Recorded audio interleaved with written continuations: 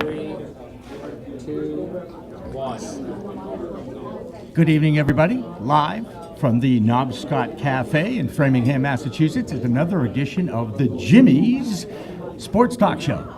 That's right, the Kellys are here now, so we can start the show. And you are hearing me, not the voice of God. Believe me, we understand that. Jimmy Young, along with Jimmy Myers, longtime friend. Thank you so much for joining me once again. Pleasure. Many people call us twin brothers, different mothers. You can understand why, I guess. In the meantime, we got a little sports to talk about. Everybody is in a very good mood today because the New England Patriots beat the Buffalo Bills 37-22 yesterday. And Mr. Brady is back. You know, it's so funny in this town, Jimmy. What? He wasn't traded? Yeah, it was good. Not only was he not traded, okay? He's not going already? His bags aren't packed? No. He passed for over 400 yards or something? No, 361 yards and 4 touchdowns. I don't want to hear about trading Brady for 2 draft picks. Adam Schefter from Fox, I'm going to tell you right now, stop spewing rumors, okay? Adam Schefter, isn't he from ESPN? Yes. Well, no, actually, no, he's moved on, I believe. I think he does both. I think he does. Hey, whatever. I think he does both. Nice. Does it really nice matter? work if you can get it. Nice.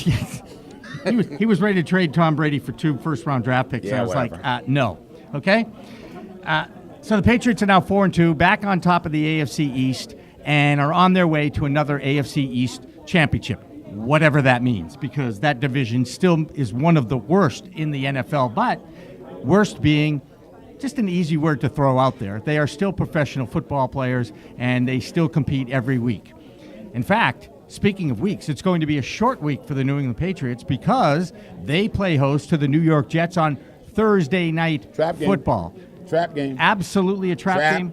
I feel a trap. I don't feel a trap Gotta because be the Jets careful. are really bad. But a trap. Please. Don't lose to those guys. My goodness. Yeah, do not lose to those guys at home. Speaking of which, yes. where's your little The man your sign? cave. The man cave sign. What happened? I believe it's still in my car. I actually remembered it, and I forgot to bring it in. Okay, I was just checking. So maybe I thought we heaved it. I thought that was a good idea. No, you heaved it. You're heaving it back. So you still try to sneak it back in here, right? Yes, okay. I will. Yes, I will. And let's talk a little bit about the sports of the day, because we have the sports of the day. And I know that the Kellys are very upset right now because they are huge Boston Bruins fans. And the Bruins lost a very tough game today to the Colorado Avalanche 2-1. Because Daniel Briere scored his 300th career goal with 0.4 seconds to go in the game. All they had to do was not 0.04, not 0.04, 00.4. That's how 4 much tenths of a second. That's how much there was left in the game. Okay. Why can't this team score though? That is the big question. I think that's the big question. And I'm going to ask it to Tom Kelly at some point because he is our Bruins Because they are struggling. expert. They are struggling. They're struggling at the offensive end of the ice. They really are. I mean, I'm thrilled that they scored a goal, and it was Louis Eriksson, which is actually a good sign. However, but they're just not. They're just not all there yet. David Krejci returned today from an injury, so that's good. But they still can't put the puck in the net. And as you know, you got to put the puck in the net. Yeah, it still boils down to that. You still got to skate and check and put the puck in the net. Hockey is a very easy game. All right, now, the Royals and Orioles are postponed, so there'll be no baseball. There'll be no baseball to speak of tonight. I know that gives you a little cause I am for distressed. upset. Oh. I'm sorry. You'll have to watch the Monday night game. Don't worry, I still have editing and stuff to do. Which Go is ahead. I still have stuff to do. I still have work to do. Editing? Yeah, Ed, go. Just keep going. You would understand. No, I beyond would you. not understand. It's I'd be beyond you. shocked. Go. San Francisco 49ers taking on the St. Louis Rams on Monday Night Football. Should be a decent game. It's because in the St. Rams Louis. do have a good front four. They should put some pressure on the 49ers. And the biggest problem with the 49ers themselves has been their offense. Their offense just isn't scoring points because their defense is keeping them in the game even without Alden Smith, even without Is it Bowman? Bowman. Sure. The linebacker that's missing. Even two key injuries. They had one guy gets suspended for being a terrorist at the airport. Okay, that's not good. Yeah, no, he should still be gone. But he got a 9-game suspension. Then Bowman from last year, their top cover linebacker, tore up his knee in the Seattle game. Remember, going after the fumble. I do remember. Okay, that. he's gone. So the defense is still played well without these two key performers, but the offense they can't score. And if you can't score, you're gonna have problems. You have to put the puck in the net. Oh, sorry, No, we're no, not no. talking hockey. We're talking And football. Kaepernick and Colin Kaepernick is having problems. Right. Now, I guess the next biggest story from the Buffalo game is the fact that the New England Patriots lost 3 starters to injury. We already, thank you very much. The Bravermans are here now, too. So we have the Bravermans and the Kellys. This is great that they keep showing up to these things. You should have seen them yesterday. I have to show you pictures of them in action at Gillette Stadium. I was very proud. It works for me. I was very proud. Anyway, Stephen Ridley, well, let's put it this way. He's not going to make any more fumbles for the rest of the year. That much I can pretty much say. Well, you were on him bad enough, so good. That's you get right. to rest now, I right? feel bad. You should feel bad. You should Leading feel rusher. terrible. I should feel no, I feel real terrible. You just maligned this poor man that all Gerard- over the place. No, malign him. He puts the ball on the floor. We don't want that. You don't Excuse want me, him. it's not a floor. It's called a field turf field. Thank you. Field turf. Grass, field. The gridiron. field turf, whatever you gridiron. want to- The right. frozen tundra. Yes. Okay. He fumbled the ball a lot, and he's not going to be doing it anymore. Okay. Gerard Mayo, though, the leading tackler for the New England Patriots, out with a Major knee blow. injury. Major blow. Have they actually said it was an ACL?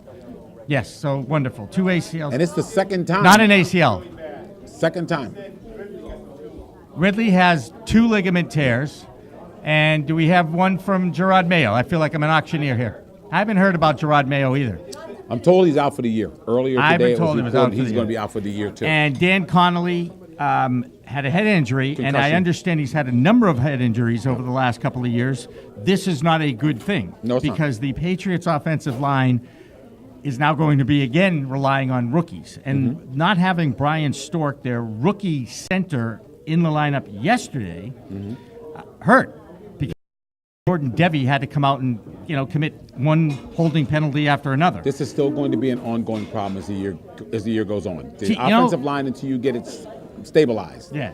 you're going to have problems with that. And whether you want to, you can be happy about the Patriots' victory yesterday, but you have to consider the fact that in the first half, they were not there. They had 100 yards in offense, basically, and it was 3 critical turnovers by Buffalo that gave them their points. Well, I don't think, I think that's- the Patriots defense played, Chandler Jones' play, Was stripping the football. outstanding and It's the recovering second it. time I believe he did in the Yeah. opening game, too. Yeah. I love that play. Yeah, it's a great when play. when you can speed rush around your blocker, chop the quarterback's arm to get the football, And dive over him and then recover recover the the football. football. It's called a three-fer to a degree. It's a three-fer. Yeah, It's a hat trick play. Yep, hat trick I don't play. know. Throw a hat at him. Yep. Go ahead. No. It was a great play. Great play. He's an impact defensive player, one of the best impact defensive players the Patriots have had in many, many years. I love speed rushers because they can make spectacular plays like that.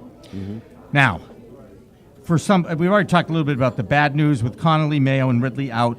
And, it's funny how football players are because they feel horrible when this happens. You see the team surrounding Mayo. By the way, the Fox group that produced the game didn't do a great job on explaining what happened with Mayo. They were talking to the new owners of the Buffalo Bills at the time. Do you remember that, Jimmy?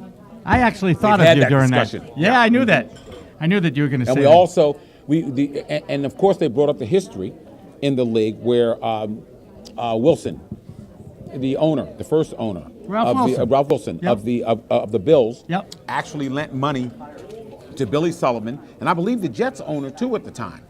Wilson saved the league. Wilson he did, saved that yes. whole division to a degree, the East, because 2 or 3 teams were in major trouble. Yep, and that's it right now. Actually, that's why I put the little doohickey in my ear. You might notice that I have a little doohickey in my ear, which of course It's called an earpiece, ladies and gentlemen. No, it's not a good. doohickey. Earbud, Whatever. doohickey, IFB. Yes. We're going to attempt to do something we've never done before on this program, and it's called a phone call. And you might think that that's a relatively simple thing to do. Not when you're doing it like, whoop, pardon me, sorry. That Jamie. Okay, let's call up. All right. And now I'm making the phone call to somebody that is very special to both of us, but more to you, Jimmy. His name is Joe Fitzgerald. He's the columnist emeritus for the Boston Herald. And He's still a columnist. For the last I understand time I that. Well, that's why I give him a lot of props for that, though. And I just think I just saw Joe Joyce walk in. So we got a lot of new things happening here today. A lot of good things happening. Say hello to the Kellys and the Bravermans. Joe Joyce, right there.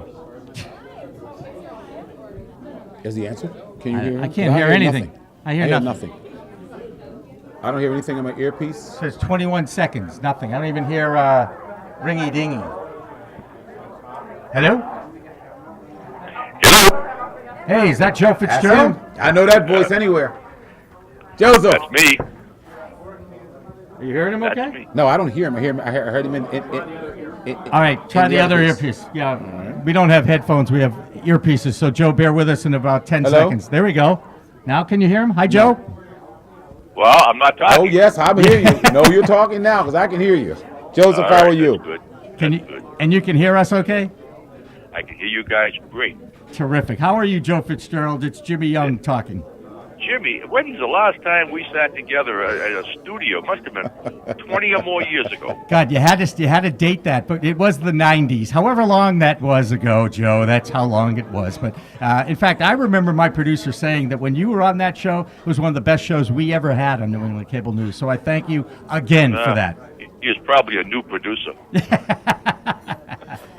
Well, first things first, this is the first time we've actually made a call from this show. And I couldn't have picked a better person to act. This man's known me from the beginning of my career until now. I say we're more than colleagues, much more than colleagues. I feel like he's a family member at times. Joseph, so many years in sports, so many years now in the real life world.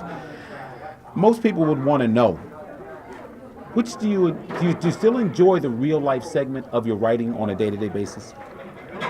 Well, you know, my personal approach to writing has always been that before I can make the reader care, hopefully, I have to care.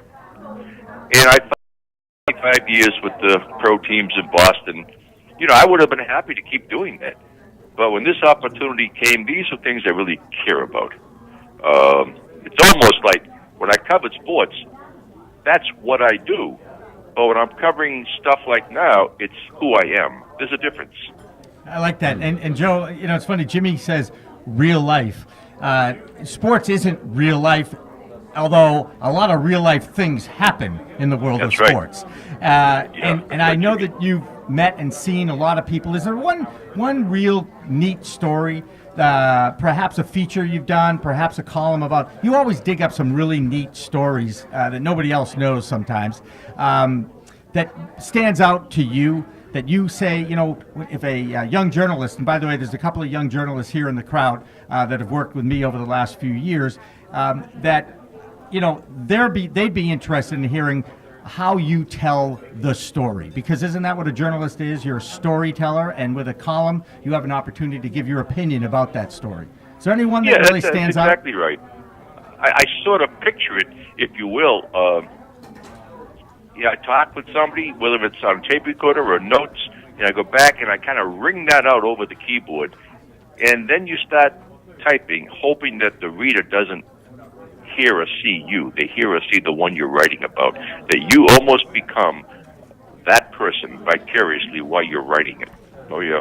That's great. That's a big part of the approach to writing. I remember one of my all-time favorite movies is Patton with George C. Scott. Oh, he was good. And the movie was just coming out, and he was a guest on Johnny Carson's show. And Carson had all these prepared questions, you know, and Scott's answer was, yeah, no, yeah, no. And Carson was getting very frustrated. And finally, Scott says, Johnny, hold it, just wait a minute. Let me explain something to you. For 6 months before we started shooting that movie, I listened to every speech of Patton's I could to hear his vocal inflection. I talked to as many members of his family and the Third Army as I could to know all about his history. Mm-hmm. And when the day came we started shooting that movie, I wasn't playing Patton. I was Patton. Yeah. I love that. And you know, it's funny, Daniel Day-Lewis, who assumed the role of Abraham Lincoln during the shooting of that movie, I think that is a testimony to how good these actors are, that they're able to actually consume themselves with the character that they're portraying. And it, you know, Joe, I find so much, Jimmy, that so much of the writing, no names, no papers, just writing is kind of self-centered. You see the first person pronoun, I, me, my. I almost never have used that in all the years of writing. I want to be it's like the really good referee, say, in a hockey game, he disappears. You don't even know he's there because he does such a good job. Mm-hmm. Well, when you're writing about somebody, the more the writer disappears and the reader can really sense the subject. That's, at least from my way of thinking, that's what it's all about.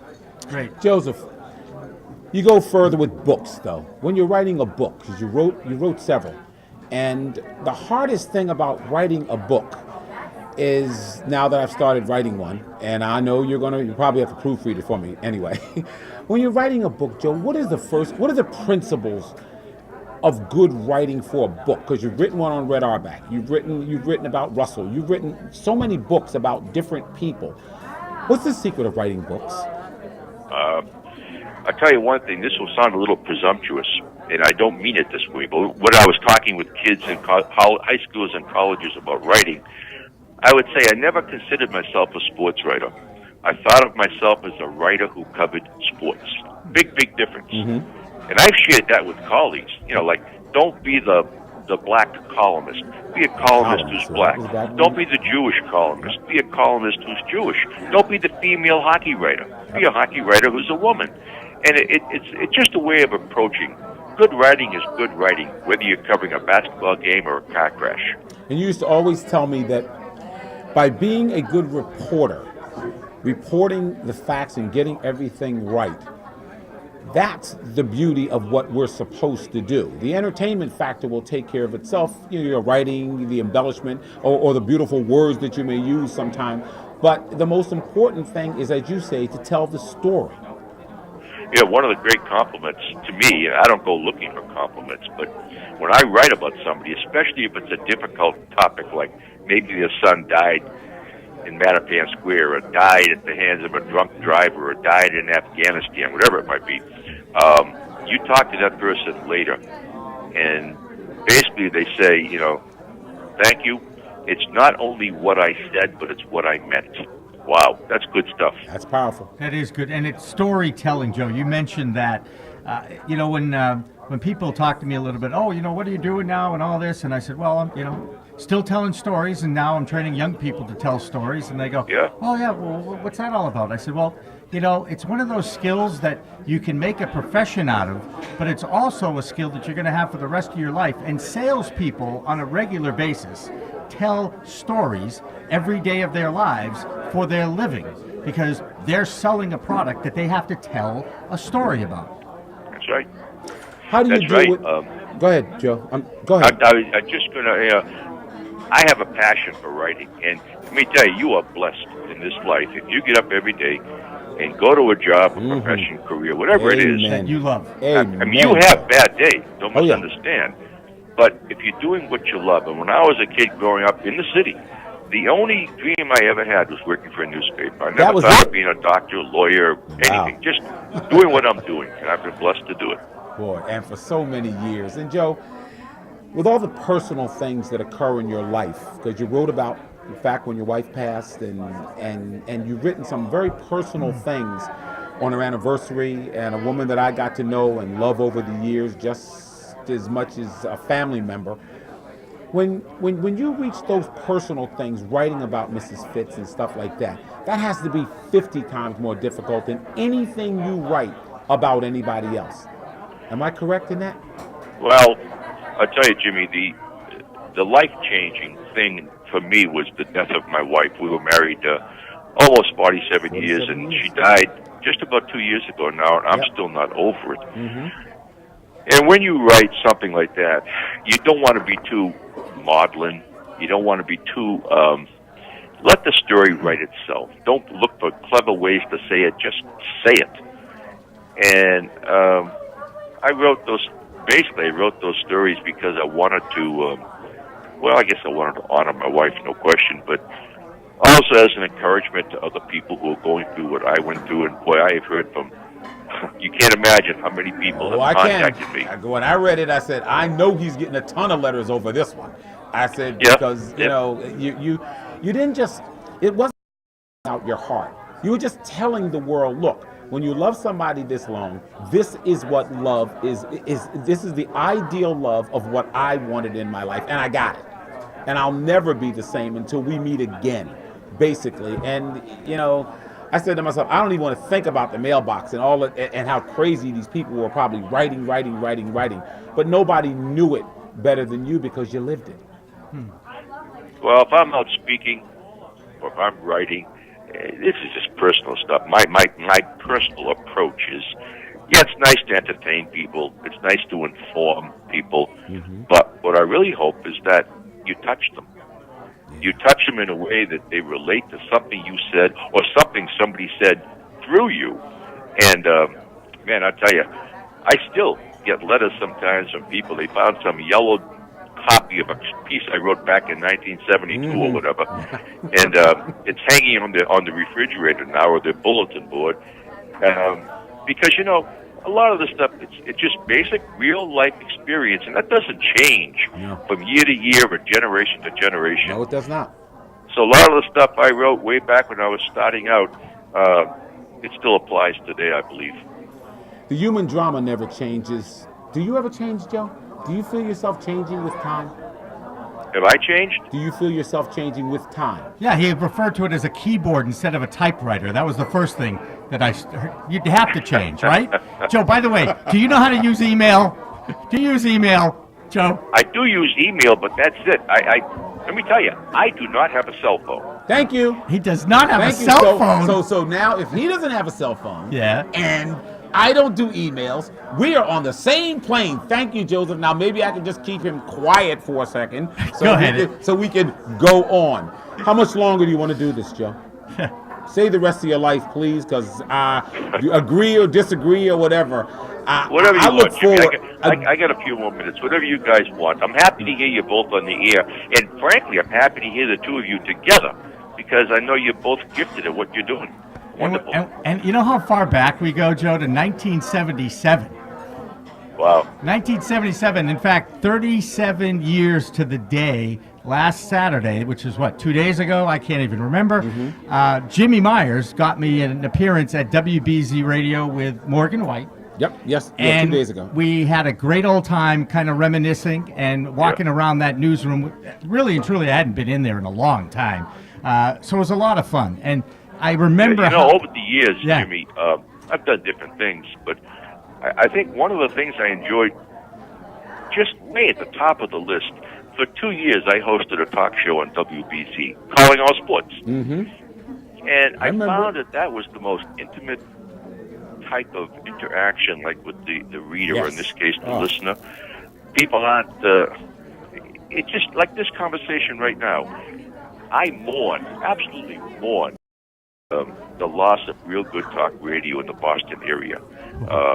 It's just argumentative, it's self-promotional, it's nasty, it's mean, it's low rent. It really is. And I love listening to a talk show, especially at night. Man, I tell you, when Larry Glick was on, when Norm Nathan was on, Giants. People like that. We're talking about Giants, Joe. Giants, but you know something? If you're going to have a good conversation, the most important thing is to be a good listener. Yeah. Oh, that is so true, and we talk about that in our interviewing workshop too with our kids. But Joe, you got to realize it's entertainment. The sports talk show hosts are not journalists. They're there to entertain and be provocative. Many people to listen to them as possible. I know Jimmy disagrees with this because I had to throw that out there. Because I've done talk radio and I've done it successfully, and you don't have to be nasty, acerbic, rude to people. You don't have to be those things to make a good conversational, a good to conversation, be entertaining, and to be entertaining. Okay, because Joe and I have talked about this a lot of times, and Joe would be one of the toughest people in the world if he felt I ever stepped over a line. That phone would be ringing, saying, "Jimmy, what is the matter with you? Is something wrong? Is something bothering you in your personal life?" Because you don't act like that on the air. I don't have to be rude to someone to make your point. I just Jimmy, don't. Two of the shows you did that I still remember so well. One, who was it? Sports Exchange. Gosh, Sports Exchange? What was his name? Reggie Lewis. No. Well, Reggie that Lewis. was one of the shows. Yeah. Yeah, the night that Reggie died, that was one of the shows. Yeah. And the other one, after John Salvi had committed those my those goodness. crimes. And that was serious talk. Yeah, at Who were you with WRKL. that day? WRKL. No. Who was on the air with Maurice you? Lewis was with me. Maurice Lewis. That's the Lewis. Another legend. Yep. Yeah, and when I mean, to me, those two shows, at that moment, people just want to plug in. They want to hear something. They Yes. want to somehow emotionally connect. Yep. And a newspaper can't do that. No.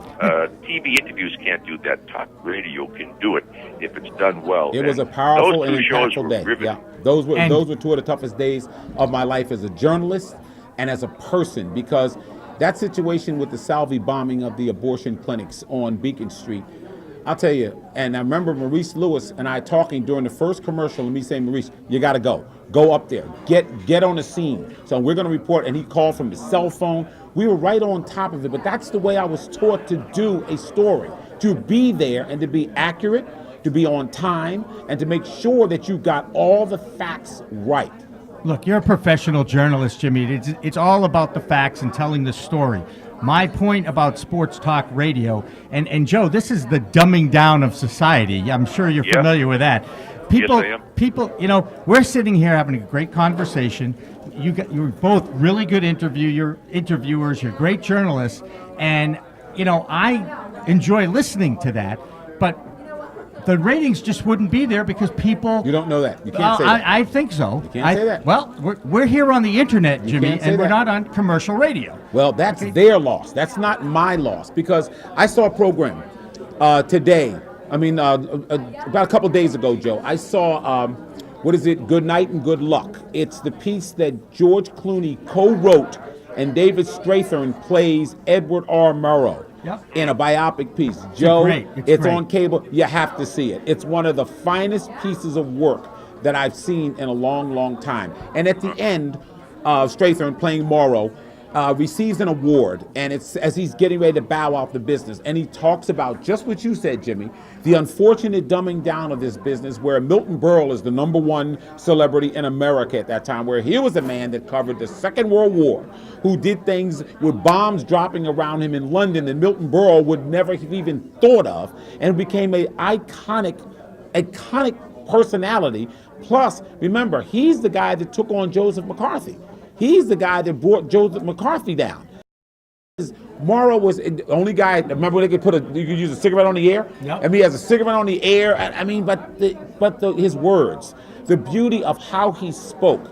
Joseph, if this means that I would stay here for the rest of my life, I'd rather do this and be able to speak to you and people like you in this vein than to worry about ratings or worry about who I can insult or what I'm going to do and so forth. I think we've lost so much, Joe. I really do. Your thoughts? I think a compliment that anybody, say, in sports would get is that people who don't really care for sports don't want to miss your program or don't want to miss your column. I had a call some years ago from a teacher at the Wheatley School in Roxbury. And she said, Mr. Fitzgerald, I don't care about sports. I don't follow them. I don't even know who's playing for what team. But I know that kids, especially young boys, they do follow sports. And when I want to get kids to read in class, they don't want to read the books. They don't want to read the text we have. But if I put the sports section out, they'll read that. And so she began putting out the sports sections. And in doing that, she kind of read my column 2 or 3 times and kind of got, she liked it. Bottom line was, she sent a very beautiful letter saying how much she appreciated not just the writing style, but the content and the points that were being made. And these kids were reading it because it was a sports. And so I wrote her back. I said, you know what? You never outgrow your need for praise from a teacher. And I went over to her school, spoke to that class, and for the next quite a few years, I went on a regular basis over there and spoke with students. That all came from her reading the column. And, I tell people, I write the kind of column I would want to read. That's it. Very simple. That's what I want to do. I want to do the kind of talk I'd want to hear. But, Joe, I have been Go ahead. Tooted, you might say. Not maybe tooted, but I have followed some giants. Tim Horgan, to me, the best writer I ever saw. From Tufts University. Tim not only wrote beautifully, but he wrote strong. He had principles, and Timmy could not be bought or swayed, and he was admired. He had integrity. I said, I want to be Tim Horgan someday. He's a dear, dear friend of mine, well into retirement now. And a Tufts jumbo, Joe Fitzgerald. Come on. He was on my show because he was a Tufts alum, and that was a great thing. Good days through that. you're still talking about that story about the teacher. What the teacher understands is if you play to the young people's passion, if you find what they are passionate about, whether it's sports or if it's fashion or if it's arts and entertainment, music, and you can get them to talk about those subjects and read about those subjects. That is exactly what I've been doing over the last 5 years. Jimmy, you've seen it, watching the kids talk about their passion. You guys there? Yeah, we're here. I'm here. We're still here. Can you hear us? Can you hear us all right? Jamie, Jamie, get here. Can you hear us or not? Can you hear us or not? Joe? Hello? I think we may have lost Joe. I think we met. No. It says here we're still there. Hello? Anything? Hello? Bueller? No, I didn't hit anything. Well, anyway, that was Joe Fitzgerald, columnist for the Boston Herald, a good friend of yours, Jimmy. There you go. See, no longer with us. You want to try and get him back? See if you can, please, very quickly.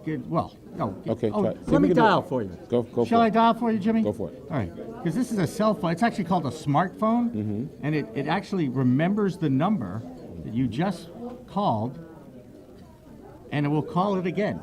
Now, hopefully, there's one ringy dingy. I feel like Hello. there. Yeah. Sorry about that. I guess that's cell phone.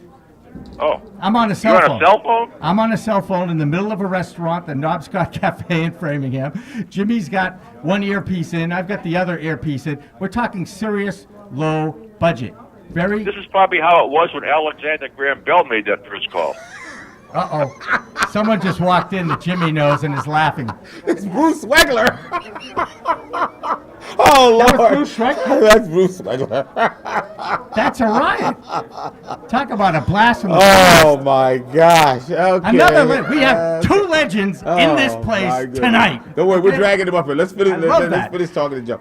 Joe, basically, this is not real TV. It's just webcasting, okay, but people? It's great. It's great. It's fun. Great. It's great. Go ahead. Joe, how much longer do you feel you want to write? Do you ever think that, maybe I'll reach the end one day, or I don't want to do this. I don't want to make deadline. I don't want to do this anymore. Because I don't feel I'm anywhere near that, Joe. And when I read your writing, I don't feel you're anywhere near that. Jimmy, I really can't answer the question. I'm at a position where I could retire today if I chose to. It's a funny, during the period of my wife's long illness, and then into her passing, and since her passing, I have found that when I sit down with a cup of coffee in the morning to write a column, it's the most, it's the best part of my day, because I know what I'm doing, and I know how to do it, and much of life we don't control, especially illnesses and things like that. Yep. And in a way, the writing has almost been a refuge for me. Very similar to how athletes escape into the world of sport when they have a tragedy. I remember Brett Favre having one of his best games ever on a Monday night after his dad passed away. I think that's, what we do is we throw ourselves into our trade. That's right. I want to go deeper than that, Joe, because, I asked you about change, and I asked you about how much you've changed. How much have you changed over the last couple of years in your mind? Well, hopefully, in ways that may not even be relevant to me, but as we get older, all life experience, and you see things that you never would have even imagined, 20, 30 years earlier. And for me personally, and this is not true of a lot of people I know, but for me personally, I feel very blessed. There were two things that happened in my life that I look back and it's like Chris Christopherson. Why me, Lord? What have I ever done? And in my case, the only career I ever wanted, I stumbled into. And then I met the love of my life. And, when you love what you do for a living and you love the person you go home to at night, what else is there? I hear you. Hey, I want to reset the. We're talking with Joe Fitzgerald of the Boston Herald. In the middle of all that, Bruce Schwegler, another WBZ weather legend, and Joe Joyce from NECN is here as well.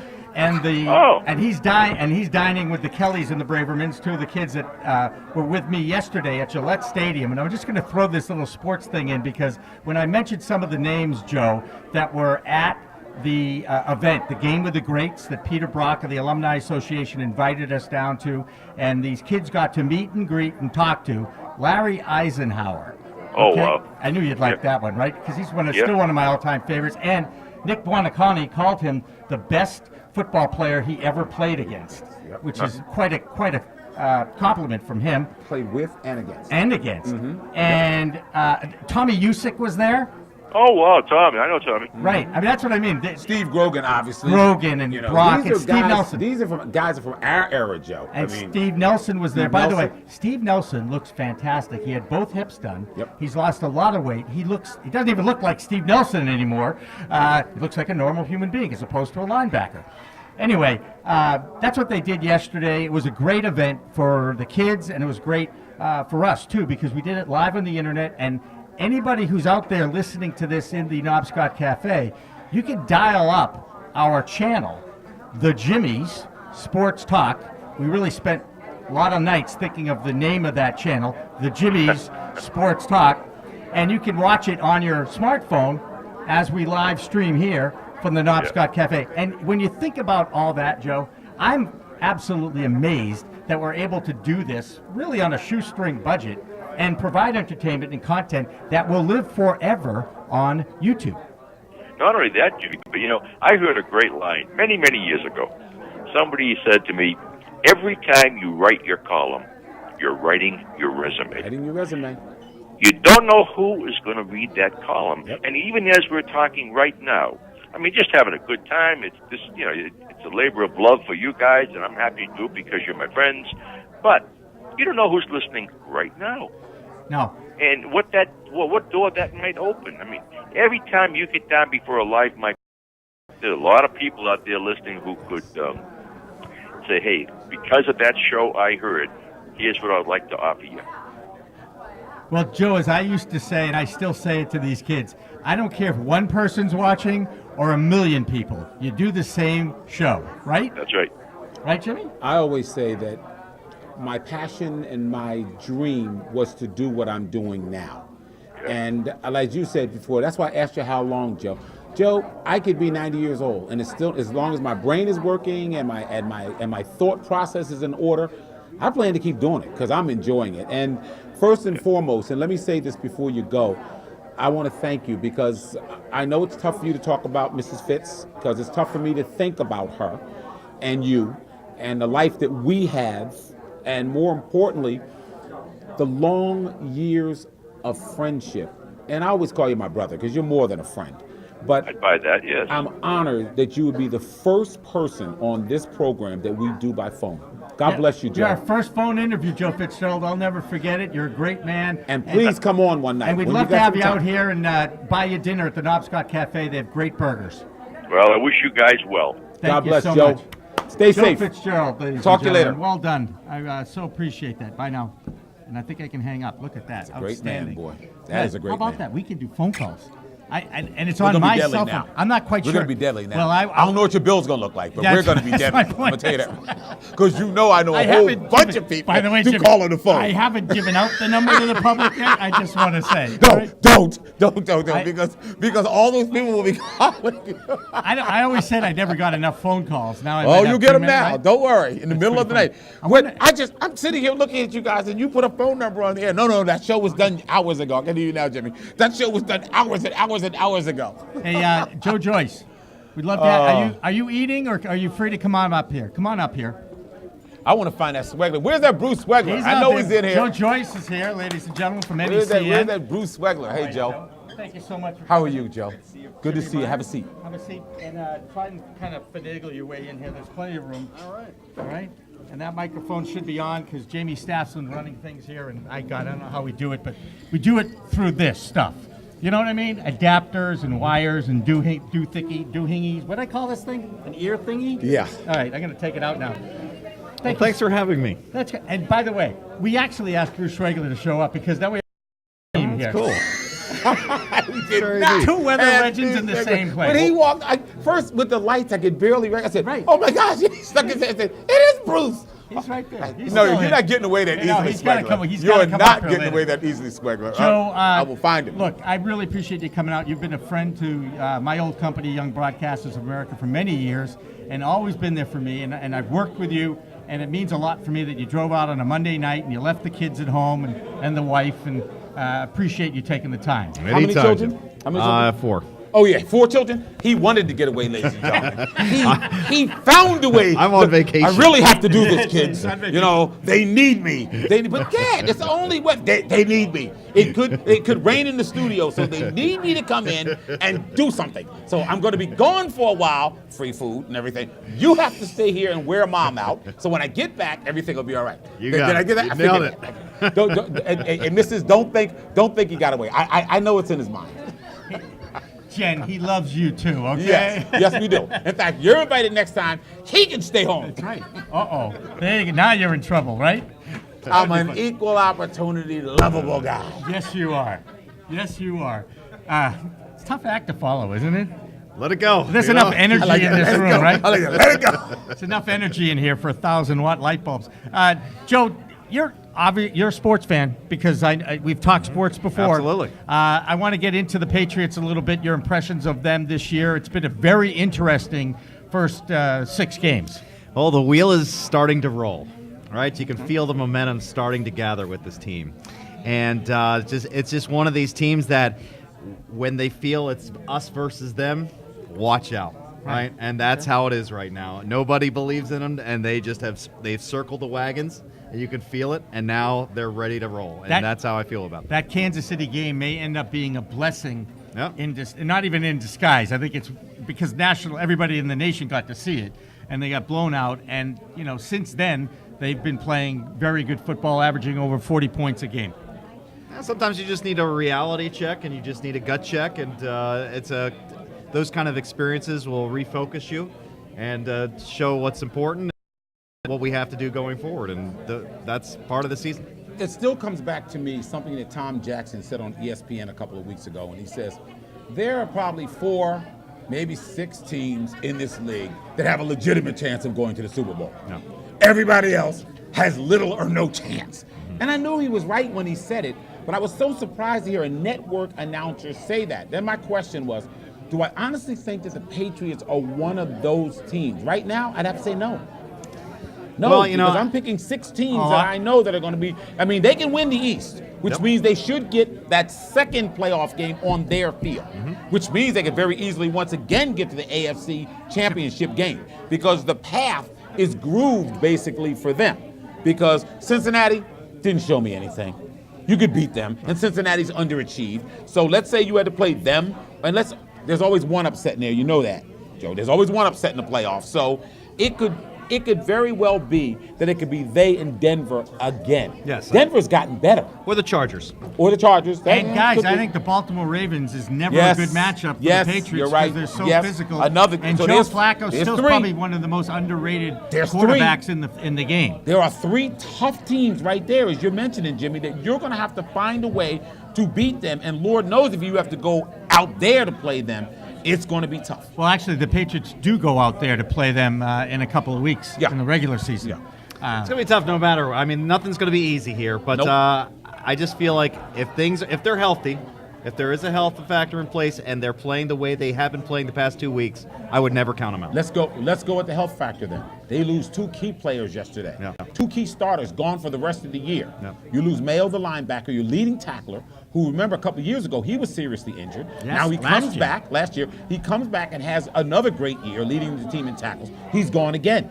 So now you have to start asking yourself, what is the cumulative effect of these injuries? Just like with Gronkowski, how much more or how much longer does this guy have to be an efficient player at that top level? Ridley, that's a tough break because he's your leading rusher, but with Vereen, I still like Shane Vereen. I like Shane Vereen more than Steve Ridley. And Bolden. That combination even better. I do. I'm sorry. I do. He runs tough. I like that combination sometimes better than Ridley. But it still boils down to this. They didn't run the football well in the first half yesterday. No. They didn't do anything in the 50 first yards, half. 50 yards net rushing for the game. They had 100 yards in the first half. And the worry for me is that they're playing Buffalo. Who had Buffalo, 100 yards in the first the half? Patriots had about 100 Oh, yards in total the first yards? half. Total. Okay, but not rushing yards. No. What's that? Rush? You're talking about Ridley. No, I'm saying, Okay. listen to me. All right, Please hear I'm me. trying to listen to you. Okay, then try. Try harder. But my problem is this. You're playing Buffalo. Buffalo's not ready for prime time yet.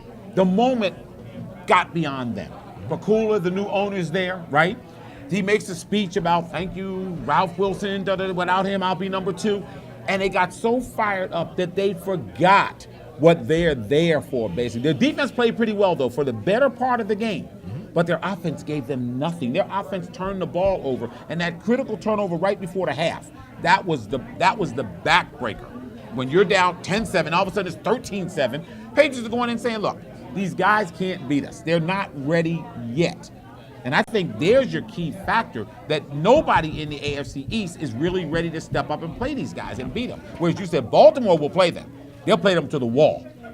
Did you hear the talk around town about Tom Brady last week? Yes. Trade him. Yeah. Were you laughing?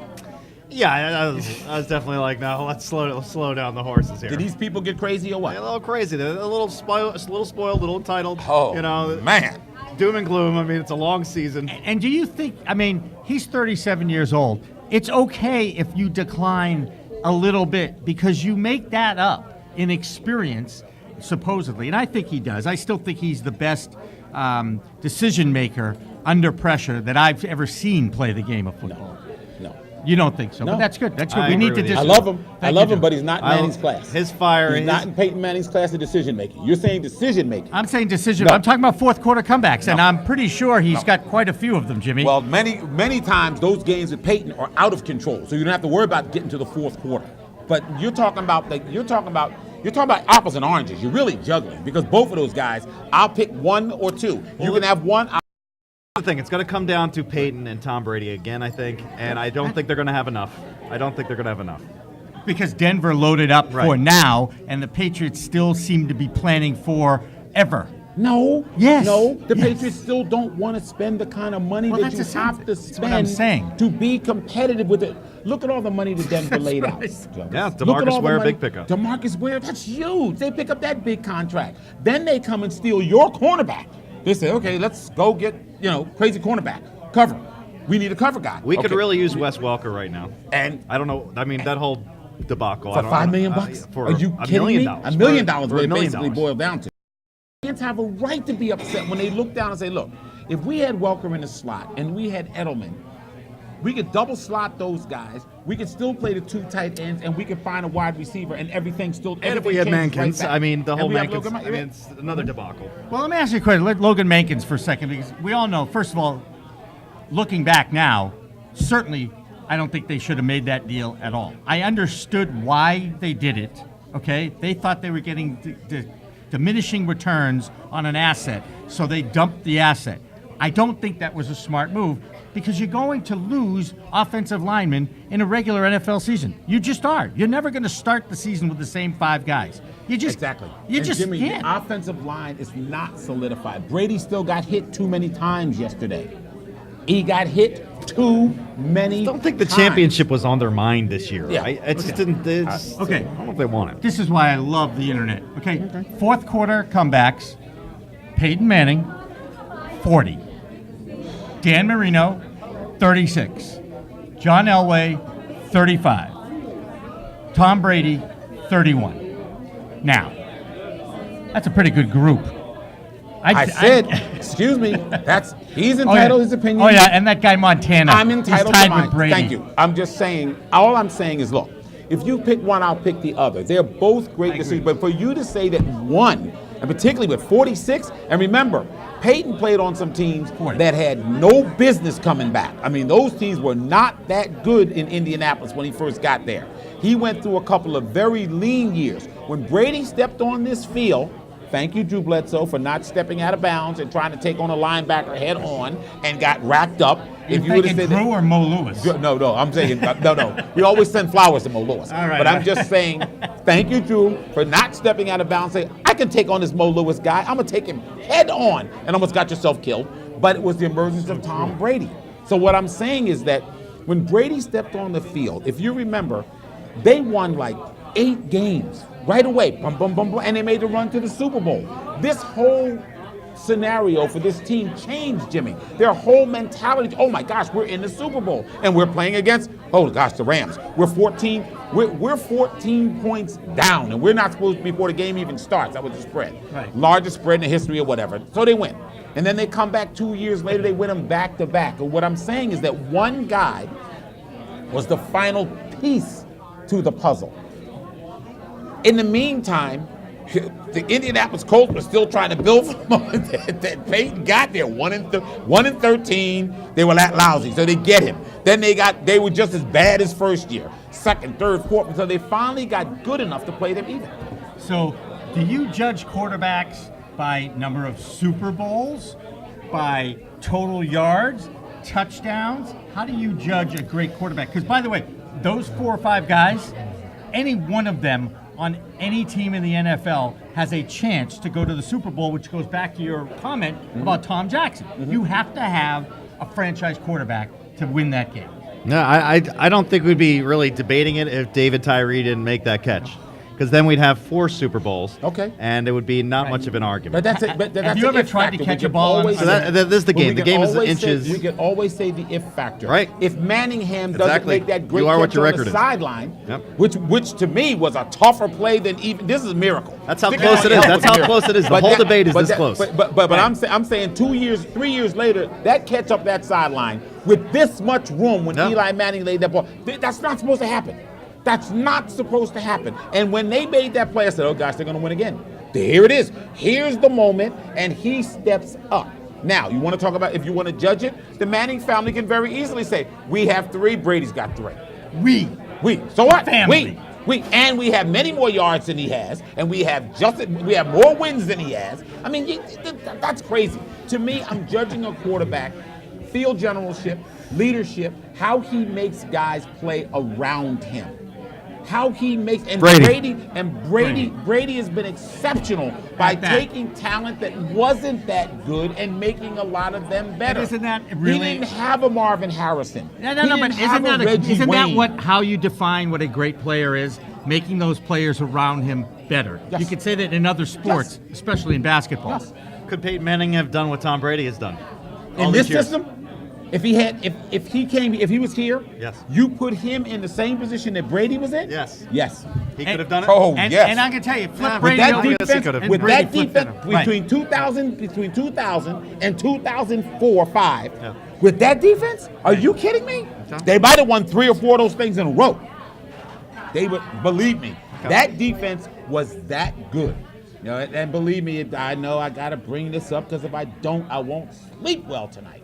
And I got to bring up the old So bring Spygate it up. factor, Spygate cheating, whatever. Okay, that's on the table. It's on, it's off. Okay, but I'm just saying, if you put him in that situation and put Brady in Indianapolis, let's play those games. Right. Let's play That those would be games fun. with the 2 quarterbacks. Can you do that in Madden? playing on the opposite. Oh, in Madden, that's right. Can you do that in Madden? And remember, I want those games in Foxborough where they were. Those are great games. Peyton Manning Great would have games. thrown for about 400 yards against the Indianapolis, against his defense. So here's the Remember, question. He was throwing 400 yards against his defense in practice. All right. So Kidding me? the question is, does Tom Brady end his career as a New England Patriot, I'll let our guest or answer does that he go the way of He's Joe going Montana? away. He's going to go away. You think he'll spend Yeah, I think at he least has, a year he or has two? a lot away? of football in him, and I think the groundwork has been set in a way. The die has been cast in a way, and we've seen how the Patriots act, whether they want to release assets when things get a little heavy, and when it Bad moves comes to contract time, I think the Patriots are going to show that we can move on. So I think he's going to be very similar to a Joe Montana when he ended in the Chiefs. I think there's going to be something, and I think Brady's going to be like, you know what? I'll show you. I'll show you. Oh, I know him. I think Oh. He's the fiercest competitor ever. Oh. he's going to play till he's like 40 to 45. And he'll say, right. no. Where do we play New England in the schedule? Well, we don't play them for another year. Well, I guess I got to play another year. I think that's how it's going. No, I hope it plays out nice. I hope it plays out nice. I hope he wins another Super Bowl as the New England Patriot, but I don't see it happening. Not with this team. Okay. Listen to him. Will you please listen? He said I'm listening not to him. with this team. I understand. I can have my opinion. Yes, you can. But what Okay. I'm trying to say The problem is there's too many can I teams actually ahead of us say the opinion right now. Go There's Can too I many actually good teams. give that opinion and explain why? Go. All right. First of all, I think their defense has improved, and I think you're starting to see the defensive secondary with Revis shutting down the best receivers on the other team. And then Browner's going to be an interesting addition. And That's the one I want to see. That's the one I When want we to see. too. finally get him on the field. And you know what's what? going to happen? Take your time. Take your time. I don't need to rush him back right now because everybody else is getting more and more game reps. I don't have a problem with that. And we know Browner can play. And Browner So we can don't have to worry play. about him. We When know he can he's play. ready to play, he will play. But my Right? whole So hang it. issue No, with no. him- Let me Go ahead. finish because I'm going to explain to you why I think Go ahead. the Patriots can win the Super Bowl this year and tell everybody to screw. Okay? Because I'm tired of listening for the reasons why they can't win. I'm going to tell you that they can Hallelujah. win this Super Bowl. Everybody stand up and cheer All for right? Jimmy. Come on. He needs applause. Thank you very much. Let's go. Now the voice of Wait. reality. Now Does the anybody have voice. pom-poms? Because I'm Now- doing the pom-pom thing here. Okay, son. Okay. You go here, back to here. Now. I guess, but now- no, now- the now- defense go is ahead. better. Go ahead. all right? Because their defensive secondary is better. Okay. Right? They're getting a pass rush as long as Chandler Jones, please stay healthy. Okay? Okay. I'm not done yet. Go for it. I want to hear Right? this. They have a secret weapon. No one's ever seen him play in the last 6 games. Danny Amendola is going to make a difference in this team before the end of the year. I knew that'd be a joke. I Now, said that for humor now the only. wheels have fallen completely off his wagon. He was Timms. rolling along fine Right. until Okay. the wheels started Okay. falling off the All right, wagon all right, and he all put right. Amendola It was in a and joke. out. The wagon went like this. It was right meant for to the humor. ground. It was meant for humor. Okay? You say the most absurd thing possible. That was the most absurd thing you can say.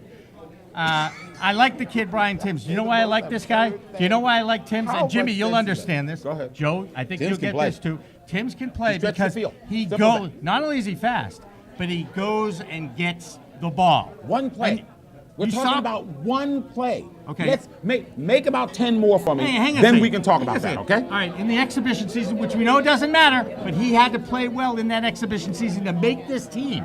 And I'm talking about the He came- style of receiver that he is, came Jimmy. as part of the Logan Mankins deal. He goes. Yeah, I think it was. It was part of Mankins. You better check. I don't think so. You better check. Tim Wright was the tight end. Yeah, tight end. I Yeah, think he and was they got part a of that deal second too. round, and they got a pick. No, I think Fourth round pick and no, Tim Wright. Where did yeah, he come yeah. from? But where did he come from? He's come from 4 different teams in the Yeah. last 4 years. Yeah, but he he was a came free here, agent. right, He as was a a free free agent. agent signing. Okay, yep, all right, go ahead. And he made the team out of exhibition football. Okay, so now you have Wright, Okay. who's a And good pick from them. Point being, There's he somebody else, goes too. and gets the football. He had 3 Buffalo Bills defenders around him yesterday, and he went and made that. You guys need to get a room. Come on, Kelly, stop that. All right, go get a room. All right, please. Will you focus on Sorry, the show I couldn't and help it. stop? I'm like, I I'm don't- looking at the camera in the I background. don't They're care. loving each other. I don't care if they want to love each other. Let them love each other. We're doing a show here, ladies and gentlemen. And his brain, you see what happened when the wheels all go over off the this. wagon, That's ladies it. and gentlemen. No. See what the Amendola Did you did? get my point? Amendola just completely made Joe, him lose We're his talking mind. about this 4th round free agent, Thank you. right? Thank you. And we're talking about Amendola. Yes. And you're talking about Patriots Super Bowl. Come on. Yeah, I am. I don't know. Why not? I don't know. I think there's too much ahead of them. I really do. All right, I let me think, put it I like think there's this. too many. They're teams. getting All right, better Okay. every week. Let's put him in the Super Bowl. They're getting Let's better put him every- in the Super Bowl. How many- You want you him know- in there? how many- Let's put him in there. I started plotting. They're in the Super Bowl. Okay. Do you honestly think that they match up with Seattle if they're there? Here's the thing. And Cowboys look good. Wait a Didn't the minute. Cowboys look good yesterday? Oh, They Lord. look mean. The Cowboys They won look- in Seattle. Well, DeMarco and there was Murray, one- man, and- that guy can punish. Not only that, partner. You know the difference, though? You finally convinced Tony Romo to stop making critical turnovers. He didn't turn the ball over in a critical point. You know What a what I- pass. What a pass to the sideline. Oh my That was gosh! One of the unbelievable. prettiest passes I've seen, but the catch was even better. The catch was better. Play of the year. That's how you win. That's how you win championships. But Joe you know Brigman, something you though? know. But you know something though? You know what scared me the most? What scared me the most was when Seattle had the ball and they turned it over and Dallas had it. I said, oh my gosh, they'll do something crazy. I know they're going to try to give the game back. This time they didn't. I was sitting there going, if he does something dumb, if he turns around and falls and the ball rolls out of his hand or something, you know Romo has a history of this, right? Yesterday they didn't do it. Then when they lined up for the field goal, I said, oh no. What if the field goal gets blocked and maybe turn How it about for a that kicker? touchdown? How about that kicker? Yeah. Doesn't miss. Bailey. Yeah. I mean, they're looking good. They're looking good. Bailey, and you're looking at God, Jimmy. I'm looking at this going, can they find a way to still lose? And that's a dangerous thing when you have a team where you're asking, can they find a way to lose instead of winning? And can I tell you something? That's what you used to say about the Patriots. How are they going to lose this one? I'm talking years ago. I agree. 70s and 80s. That was years ago. I agree. I'm talking about right now. Now, all they need to do, Jimmy, in key games is execute 4 key plays in every game. If you look at an NFL game, and the Patriots, without that Monday night game exception, for the most part, are in every single football game they play. Okay? In a close football game, you're going to have 3 or 4 plays that you need to execute. That could be a third down. It could be a fourth down. It could be just a key play with no time on the clock. 4 key plays. And they can, if they execute those plays, they have the talent, ability, coaching, and game plan ability to beat any team in the NFL. And that's why I think they can win the Super Bowl, if they get there. Any team. And you know what? We can just sit here and analyze all you want. Okay. I got no problem with that. Okay. But we're not going to They get got a to chance. talk about this until January. Really, the Patriots can really play with anybody. Thank you. They can There's a play, and then difference it's just a between matter of which playing way the with ball bounces someone- in a way. There's a difference between playing with someone and dealing with a team that is just better than you. But Tom you Brady, know. hold on. I'm gonna tell you right now. As bad as they played last night, I would hate to see the Patriots get there and have to play the Giants again because their history would tell me, oh no. What's going to happen now? The ball's going to bounce off one person's helmet, stuck to the other side of the helmet, stick on its foot, and kicked into the end zone, and somebody catches the ball. Because Coughlin will just feel you've seen it done before. we can do this because we're playing them. Some people have your number, and I mean, Aaron Rodgers would be a tough battle, I think. Yes. In a Super Bowl, By the way, had a hell of a game. Like you said, in a Super Bowl, yes. I'm saying anybody from the NFC that gets there, it's going to be really, really tough to beat them for one reason, because the formula is we're going to press that pocket and we're going to put Brady on the ground. Goes back to your offensive line theory. I agree. If that offensive line does not block, and I'm that's talking the about loss of playoffs. Mankins. Yeah. And then that's going to come back. He was getting it's beat going to come. last year. It's going to still come back to bite you, Jimmy. Because what's people going to happen is when you get deeper into the playoffs, before you get out of the AFC, you're going to find teams that can collapse that pocket. You're going to find teams that are, Lord knows, I would not want them to have to play the Raiders. The Ravens. I wouldn't want them to have to play the Ravens. No, not in the playoff game. It's like avoiding the Montreal Canadiens in the playoffs. No, like the Bruins and the Canadiens. Yes, do not play them. Let's X them. Make somebody else beat them, or let them go beat But Jimmy, somebody you else. admit that sometimes the best team doesn't I agree with that. always I totally agree with that. I totally agree with that. But you're saying Take a drink. Go ahead. You're saying they can It's get there. entertaining, I know. You're saying they can get there, and even the good man Joe, he's saying the same. Look, it'd be great if they got there. But I'm saying we still got 11 games to go. Let's wait and see how far we get down the road. I told you I'm not going to start assessing until after the 8th game. Wait till we get the 8 games in. That's half the schedule. Right. Then I have a better idea. One, who have they played? Have they played somebody that they were not supposed to be? They got 4 games in a row. When they're at 6-2. I know, when the but I'm Patriots just are 6-2. They play the Broncos the next week. No. Yeah. Who do they play this coming week? They don't play the Broncos Jets. this week. The Jets, yeah. They're not. They're 4-2 now, Jimmy. Yeah, and then it'll be They're 5-2. Then they have Chicago, Bears, right? right, The Bears. 6-2. Then they have the Bears. And then they have. And then we have the Broncos. Okay. Which goes to what I said. They'll be 6-2 when they meet the Broncos. The only way that you possibly get there, they're going to have home field advantage through playoffs. And they're you know not what? going to go on They'll the road get- with this team and beat somebody. And I think if the AFC Championship is in You got Foxborough a this shot. season, Oh, yeah, you got a shot then. they'll get to the Super Bowl. got That shows you that every single game is crucial. They can't really lose No, games. you They can't lose games. You can't lay down. No. Every you game's a can't season. have a clinker game. That's why I said Thursday, trap. This is a trap game because the Jets have nothing to lose. By the Jets way, it don't looks know like how it's to gonna be really spring the rainy. trap. It was really It's gonna raining. be really rainy on Thursday. Oh no! Oh, well, that Balls changes bouncing all over the that- place. that big I fella. don't See, like that's why rain. we needed him here. I know. That's exact. You have just gotta made the start our greatest planning right now. contribution to the show. I can see the slippery ball. I can see balls slipping out of people's hands, going in the wrong direction. Oh Geno no! Smith, and there's no way they're going to lose to that team. Oh, I'm they sorry, better there's not. just no way. They better Just not. can't Because I'm happen. gonna have to deal with you next month. I know. Monday. I know. Well, that's what happens. I mean, I'll have to carry you in like this, ladies and gentlemen. I'll He's be not really, dead. Really dead. Okay. He's just So prostrate what right is now. it going to take for the Patriots to be able to beat an NFC team in the Super Bowl? What's lacking? a lot of luck. No. Luck has to play. Not Andrew Luck Well, either. no. Luck plays. Luck plays I a think huge the role. defense is good. I'm glad you mentioned them. I like him. because I would not want to have to play them in a playoff game. That's an up and down game because this guy is so good. He's throwing it all over the field. That team, T.Y. Hilton, Reggie Wayne. It's hard to cover these guys in any type of space. And if you get them in Indianapolis, oh no, on turf, the Patriots are a totally different team. Well, we're going to see him. We're going to get to see these Yeah, I games know. beforehand, which I know. is great. It'll be interesting because remember those teams want to be where the Patriots still think they are. Because I'm saying still think they are. Because if you went by a power rating of the teams in the league right now. This is Jimmy Meyer's power ratings. No, I'm not going there like that. Joe I'm just Braverman saying- has some too, just I'm saying- sure. I'm just They have saying. power ratings? I'm just saying they would have a tough time them up, being Joe. in. They would have a tough time being in the top 3. The in league. Patriots? Oh yeah, they're not in the top 3. No, right now, no. 4. In the top 10, maybe. 4. No, they're in the top. No. Wait a minute, I think what- they're four. between They 4 four? and 8. No, I think it depends 4. on who's making 4 the and power 8. rankings. 4. I'm just saying 4. Between 4 and 8. 1, 2, 3, 4. You think they're at 4?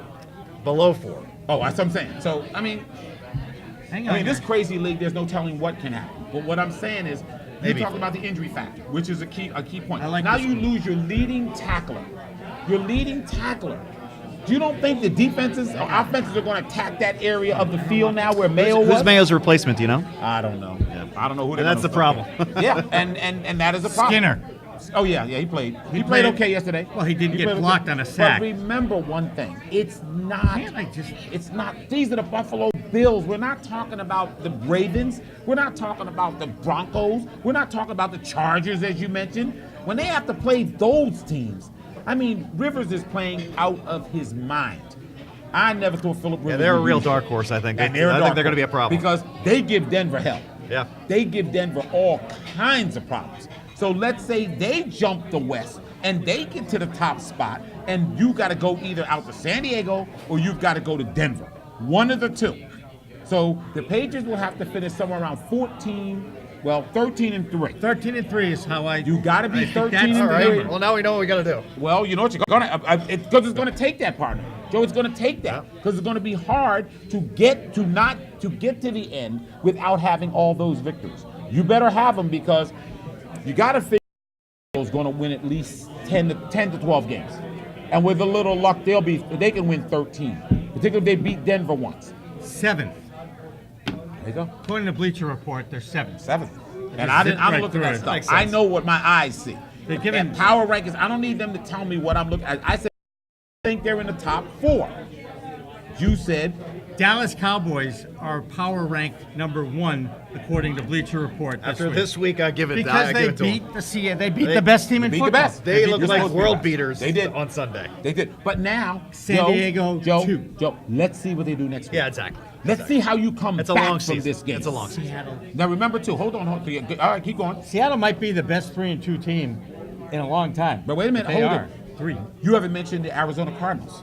No, I haven't. Denver Broncos 4. And they're by the way, tough. these are Bleacher Report. Oh, they are tough. I like Bleacher Report. So They have I'm a going defense with that this. can play.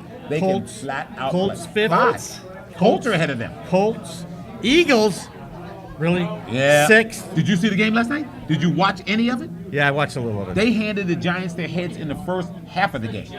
I went to the movies. It wasn't even a game after halftime. I saw Ben Affleck's new movie. That's good. Okay. By the way, No, I had to cover very it. good. No. Gone Girl. Thank I you. had to sit there and Great watch movie. this foolishness Great movie. and cover it. Go ahead. Great Go- movie. Keep going. Keep on your power ratings. I'm doing it. This is called the Internet, Jimmy.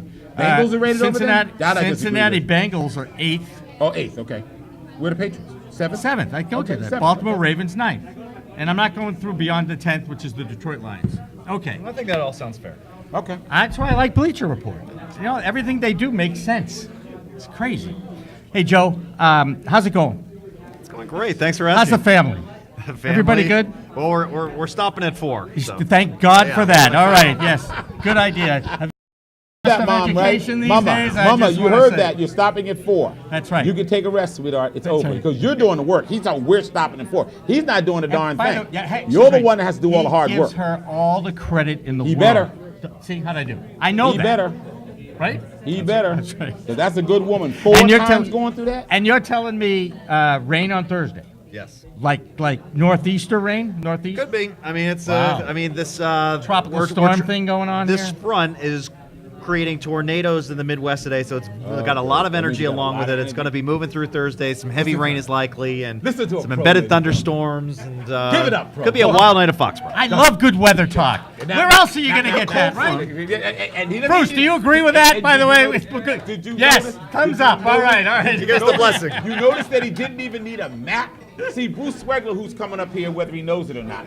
Bruce Let him Swegler, finish his dinner. Bruce Swegler was beautiful because Bruce Swegler one night, see, Bruce thinks that these are the kind of stories we can tell. He can't stop us.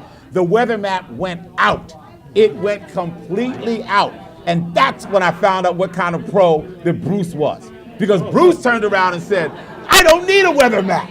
No problem. I'm just going to tell you it's going to rain tomorrow. It's going to do this, this, this, and this. And everybody is looking around the studio. Where the hell is this map? And I am laughing my head off saying, Bruce, come on over and do sports with me. We'll both ad-lib with fingers. We'll just say 4-3, 3-2. He did the whole weathercast without a map. Those are the things that happen in television, in live television, and it was fun. And when it was over, Bruce took a deep breath, and I just looked, I said, ha! I said, I knew you could do it. And he just glared at me like, if you ever say that again, I'll come over and pummel you. I said, just joking. I was out of the door so fast. I said, man, are you kidding me? I actually hope he will come up for a few minutes to talk with you, Joe, and Jimmy, because, and I'm actually going to step out for that one, just because the advances in weather forecasting from his generation to yours are ridiculously unbelievable, right? I pretty much lived through it as well. I mean, Bruce was even more, but I mean, when I first started, there was no internet. Nope. When I first started, Isn't that something? we were doing rip and reads where the printer would be like, Oh, remember that? and we'd Yeah, I rip, remember. we'd rip I our. remember when it went and rip- then went to that Yeah. side. I remember. I worked for you then. I remember a certain intern ripping off the weather with the sports, and didn't realize he ripped off the weather. I said, "Are you crazy? Get this back to him. Take this over to the weatherman and just push it under the door. Maybe he'll think that the weather. Maybe he'll think the ticker just pushed it under his door. And he just tears off the bottom of the whole weather." I said, "Here you go. It's yours. This is mine." Because remember, at that time, I don't know if you remember, weather, sport, everything came on one wire. Either UPI or AP, everything was on one wire. So Bruce would have to get in there and make sure he got his before he went in there and tore up everything. You know, and we talked about this, I think, before the show, but on Saturday night when I was in the BZ newsroom doing Morgan White's show with him, I got to see Barry Burbank. Barry Burbank. And Barry remembered that I brought him his dinner the first night he ever worked at WBZ. Yep. I was, you know whose intern. And of course, I was on a dinner run just because, you know, as an intern, not only did you produce the sports, but you also got to do intern things. We asked. We didn't just send you to run out to get dinner. Remember, we paid for your dinner at the time, too. That's true. I'll Thank give him you credit very for that. much. Let's get the facts in All order. right. And do you know where I Never went? use an intern Does as a anybody slave. out there Don't do remember? it. Does I hate anybody? slavery. Okay, enough. How did we get there? I love that. Go ahead. How did we Just like- get there? Because when you're brilliant, you can just slide All right, in there all and right. keep moving. Keep going. Does anybody remember the deli in Harvard Square named Elsie's? Elsie's. Elsie's Deli in Harvard Square. They made a sandwich called Turkey. Fresser's Dream. That's right, the With Fresher's about Dream. 8 Turkey different Deluxe was kinds mine. of meat on it. It was true. I still taste it in Do you my know? brain to And this day. and do you know what Fresher means in It German? meant pig, whatever. But I ate the whole sandwich, so I don't care. I was only weighing like weird is 135 that? pounds anyway. How weird is it that I remembered what I've got him a Turkey Deluxe. I mean, hello. Well, just goes to show how quickly time passes. when you're having fun. 37 years later. 37 years Exactly. later. It goes way too fast. Thank you, Cricket, for my iced tea, and thank you, wait staff here at the Yeah, in fact, we have to Knobscott Cafe. Since we can't bring Jamie on, we have to bring Cricket on one night because Cricket. No. Cricket, She's running. She's running away. No. Cricket's She one of my does- favorite people. Cricket will I have to know come it. on one night. We're dragging her No, on. it's- Where I- they're kicking and screaming, but I we're think dragging she her likes on. the audience to imagine what she. Oh yeah. Okay. Yeah. So one of those silent beauties. that That's people say, right. Gee, I wonder That- who Cricket is. But remember, she can't go anywhere and mention her name anywhere. Because how many Crickets are you gonna know? You Right. say, Cricket, you must be the one. No, I'm not. That's the other woman, the one you never see. So we'll keep her in hiding for now. All right, I actually have, I think, a decent thing to talk about. Something that Joe Fitz brought up with Joe and you and me and some. As a meteorologist, you go, you get your degree, you get your first job. Where was your first job, Joe? Bangor, Maine. It's so funny. Bangor, man. Why are you laughing at Bangor? was up there. I was in no. Great I was town. 2 hours south. You thank were in Maine. Don't even go there. Excuse me. What market I would size move is back there Bangor, today. Maine? I agree with you, by the way. I love Maine. Yeah, it's a great spot. Great. it 98? I'm only 98 laughing market. because I'm Something laughing. like that. I think it's The 100 something. 100 something in Bangor. Portland, Maine, where I started, 72nd market. I just want to say. Okay? I'd like to throw that out there. All right? So, that's where you started. And then where did the career go from there? It went to the good old NECN, New England Cable News. New England Cable Wait a News. minute. You came from the 100 market Yep. into the 5th It was a major market? big jump. Well, Well, they must have thought you were huge. Huh? excuse me. Well, The greatest weathercast. They got me for cheap. Bruce They got me Franklin. for cheap. Oh, okay, whatever. I actually took a They cut said, "How and does pay." $30,000 sell?" I said, "I'll take it." You'll take it. I'll take it. This is great. I took And a then- cut and pay too. And not to only work that, there. you get to call your parents and tell them, remember that money you think you wasted on me taking meteorology in college? I'm making $30,000. I'm making 30 grand now. I'm making more than dear old dad. In fact, tell dad I'll start sending him an allowance. Sometimes I do make Where myself I was laugh. going with that. I gave my parents How has the business changed from then to now? Not just the technology, but your role as a personality on the air. And how do you have to the personality, the journalist, and the meteorologist? Well, I guess the job as the room for fun has kind of decreased. Yep. You know, there. Why? When I started off, the shtick of the weatherman and having a good time and doing goofy things. Yeah, the hippy dippy weatherman, George Carlin. That is kind of going past. Now there's more of a focus on severe weather and weather coverage and tracking storms, right? So there has become this very serious meteorological movement due to the rise in the technology and everybody being certified meteorologists and that kind of thing. And is it also because that, in severe weather, lives are at stake? So I guess That's they right, want but you to that be has a lot always more- been the case. But Right. there is more of a focus on severe weather coverage to generate ratings and that kind of thing. So they want to have the best meteorologists. It's not that kind of thing, Joe. Ratings actually are the key to commercial television. And here's the thing: is that it's become. Ratings have always been important. Yes. But they're becoming even more important now because the medium's kind of dying a little bit and there's a lot of eyeballs going in many different places. So all the TV stations are all fighting for these decimal points, these little crumbs they're fighting for. And so everybody is really fighting for it. So it's even more important to hit the severe weather as hard as you can and be the best at weather coverage as possible, all for this ratings game that we play. So if there's a beautiful blonde female that's doing the weather, Yep. who keeps making mistakes in forecasting versus your ability to get it right. Well, first who of all, gets I the just job, have Joe? to. This is the thing: is that there's these beautiful meteorologists. These female meteorologists are very talented as well, and that's the problem. Is they're all very good at what they do. So Well, I'm just listening to this. I really want to hear this. how do I compete against this It's beautiful, tough. talented, intelligent, wonderful female meteorologist? Is the question, Yes, it is. right? Wearing tight dresses and all that. Right. Okay, How go ahead. do I got it. compete? Well, I have to do. All I can do is be myself, and sometimes I wonder if it's enough. But I do have my own shtick, and I have my own thing, and Accuracy is something that people really appreciate, by the way. right, and then we all do our best that we can. And I wake up every morning. I've been doing this for 20 years, and I just I feel like I just have a lot more to give. And of course, my focus has always been on taking care of the community and giving them the information they need to know, and hopefully news directors appreciate it. I need to ask you a question though. I just want to make sure everybody watches NECN, please, to keep Joe. That's what we want. If you have, do they even do rating? No, they do people meters now, right? Has anybody ever been chosen in this audience to measure what you watch on TV? Anybody been part of a rating survey, Nielsen or Arbitron? I wonder who they are. Isn't it in real areas world of color. in the real world? They don't. Because if you have a Nielsen rating, I will give you a personal forecast. All right, If you have one of those ratings, I'll give you a personal forecast every day. single There you day. there you go. Point being, In fact, he'll even come to your house and give you one. I think it's That's the right. biggest joke. You'll open your closet I think it and is. he'll be right there. You don't want to wear this dress today. You want to wear this because it's going to be brutal out there. Exactly. You want to see those boots? Get them off. You want to wear these tracking shoes Glad he and said that sled outside with the little dog. That's the one you want. You don't want to use your car. See, that's what you're willing That's right. to do. That's See, right. Let me ask you a question. This is important, Jimmy. Go ahead. Of course it's important. How do you You're explain saying to your children what you do for a living? Oh, That's easy.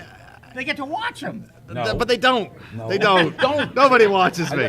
No, I want to hear. How do you explain to them what I know you that do? feeling. Well, they know. Thank you very See? much. See? Thank you.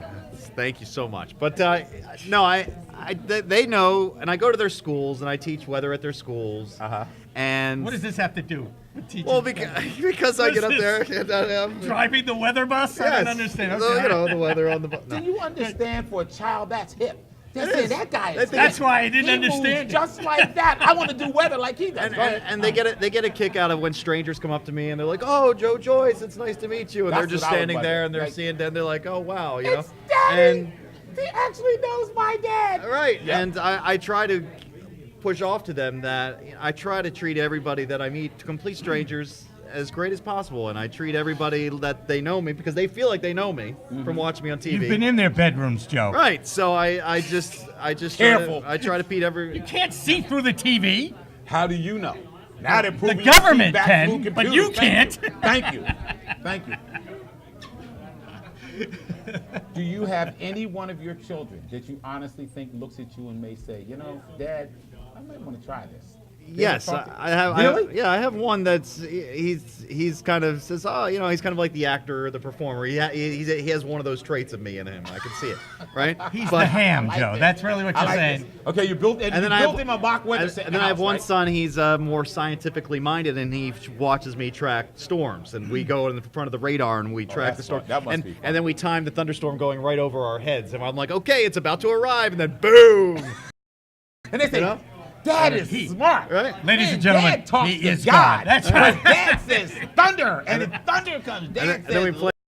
and lightning comes. Well, you must be a tough dude. That's boy. right. Now remember, if you do not do your homework, lightning will strike your butt. Oh no! Do my homework quick in 7 minutes. 7 minutes. Done, Dad, in 6. All right. Lightning's coming anyway, but it won't strike you. See? That's right. With Well, here's the best weather- line. Here's the best line. My daughter was going through a phase when she was young, and she was all scared about tornadoes. She's like, Dad, is a tornado going to come? Is a tornado going to come? I said, no, dear, the tornado is not going to come. Tornadoes, they don't come around here. She's like, well, she's like, how do you know? And I'm like, she's like, how do you know you guys are wrong all the time? I'm like, well, you got a point. By the way, baseball players, hang on a second. Baseball players fail 7 out of 10 times. That's right. Right? And they get paid millions, right? That's right. And they go to Hall of Fame. But And- if We better be better than that. Much Wait a better minute, wait a percentage minute. than that. But wait a minute. It gets even better. When she gets to that, how old is she now? She's 11. Oh, Lord, you're coming. Okay, when she gets to Oh, that Lord. dating age, Yeah. and she's bringing home these guys that you don't like, Yeah. just bring a little thundercloud over the house. Yeah, Boom! that He would be said, nice. Not that one. That would be nice. That would be Or say, dear, your curfew's at 10:30. At turn 31, there will be a monsoon rolling down the road where you and your little friend are. So These are going to be my empty advice- threats. They're going to be like, you know what? It ain't happening, No, man. you You can know? tell me the weather. No, because you can trick them now. You might be able to pull it off then. I envy no father who has daughters. It would be nice. Believe me, I envy no father who has daughters. Woo, Lord. Well, that's the thing is, some dads, they say, I'm going to show him my shotgun. I'm going to show him my barometer. There you go. You see Let's go this? take a look. Be death to you. If that thing flips over here, lightning and thunder come immediately with flood warnings and rain and wrath of God stuff. And the little guy's sitting there going, your father's crazy. But I might believe him because I don't feel like dying. I like you and all that, but I don't want to love you that much, so you can keep it. There you go. Until the right one. Okay, now you can come in. Okay. Clear and sunshine for the rest of your life. Yes. The rest of those guys, they got to go. I don't know where to go. Good. Excellent. Bruce Regler, we need you up No, here. he's eating his dinner. I don't care if Bruce is eating his dinner. How many dinners has Bruce had interrupted in his life? No. Let him eat. Let him eat. Oh my goodness gracious. I have notes. And things to talk about. I swear I do. Yeah, I do. Okay. I'd like to ask you a question. Yes, question. You can. I saw something in I'm the like- last. I'm I saw sweating. something. I saw something the last 2 Saturdays. And I put my hand over your mouth. I'm Please stop. tired. Good. I'm not. I saw something the last 2 Saturdays that was very disturbing to me in the Alabama football program. Oh, there you go. I knew he'd come to I something saw- serious. I saw an Alabama coach strike a player on his backside, and it wasn't one of those congratulatory pats. He was disciplining this player on national TV. Now, Vern Lundquist and Gary Danielson, Spanking? neither one of them even brought this up. Player went by him, he went wham, and he was cursing at him. That was 2 weeks ago when they lost. But they got pads on their back, right? No. Come on, that's got nothing to do with that. I'm talking about, listen where I'm going here.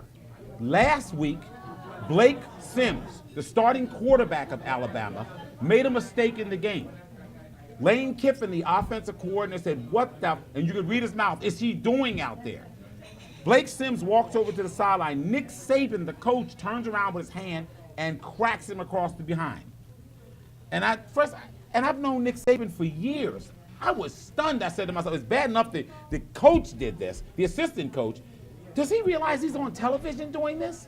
Did he ever do this to A.J. McCarron, his white quarterback? And it's a black player that you're slapping on his behind. No, he's a player, Jim.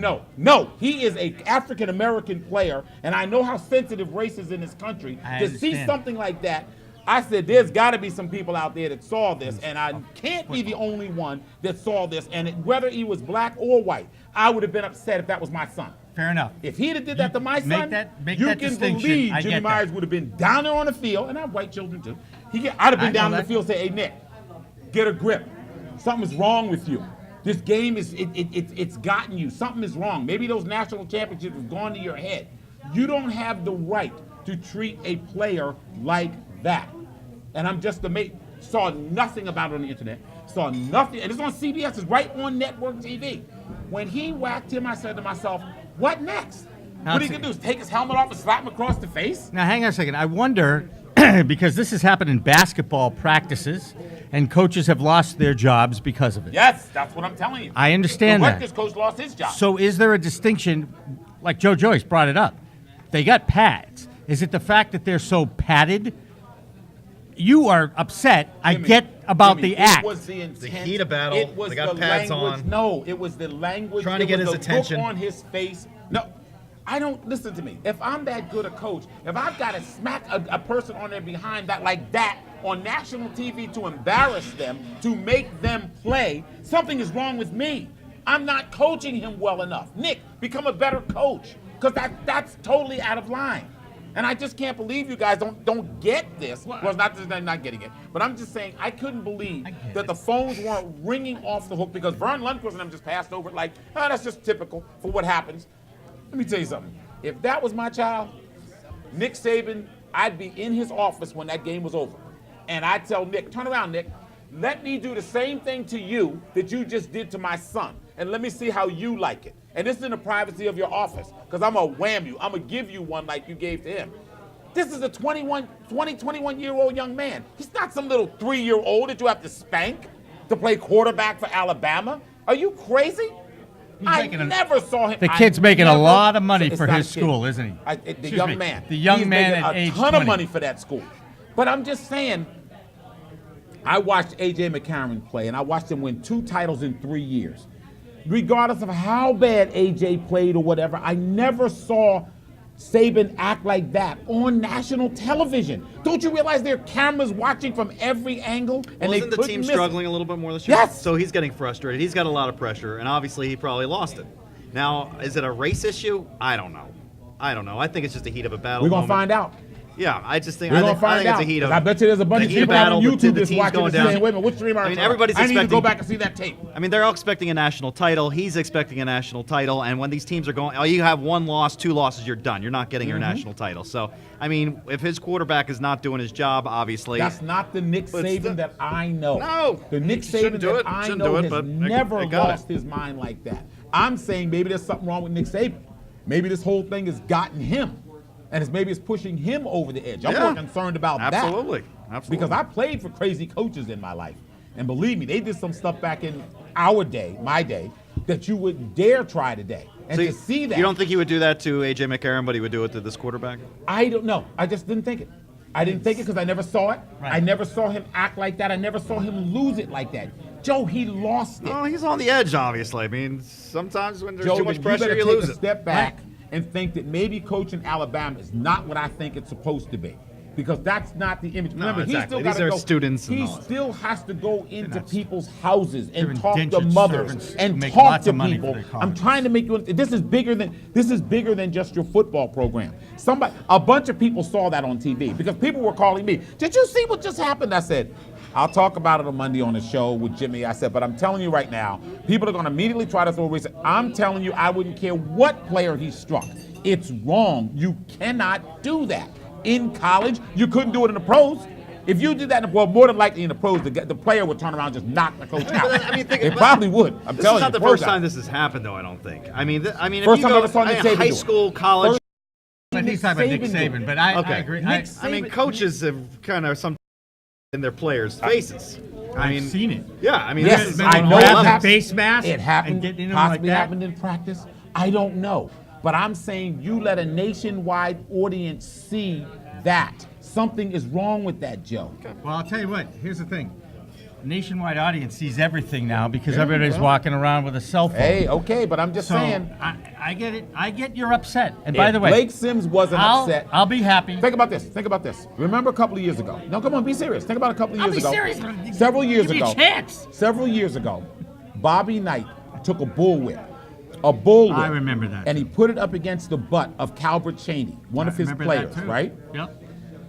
The country went absolutely bananas. It's a guy that won 3 national championships. And they said, Well, what very is big in anger his issue. mind? Doesn't he realize what the whip means to black people and so forth? So people started calling me, Joe, from all over the place. So I said, well, I'm not going to talk about it. Bobby Knight thought nothing of it. This is how I discipline our players. And then they had to have a press conference afterwards, and Calvert Cheney tried to laugh it off. Calvert Cheney was pilloried in the black community. You, Uncle Tom, what's the matter with you? Don't you understand all that? All I'm saying is that I'm wondering what the players on that team are thinking. If he does that too, remember, the quarterback is the one guy.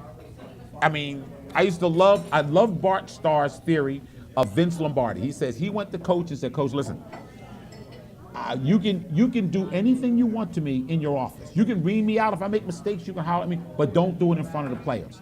Because I'm the quarterback, and if they see that you would do that to me, it demeans my authority in that huddle. You think Blake Sims' authority has not been demeaned in that huddle? Where the players aren't going to be looking to the sideline and questioning, did the coach call that? Is it okay? What are we going to do?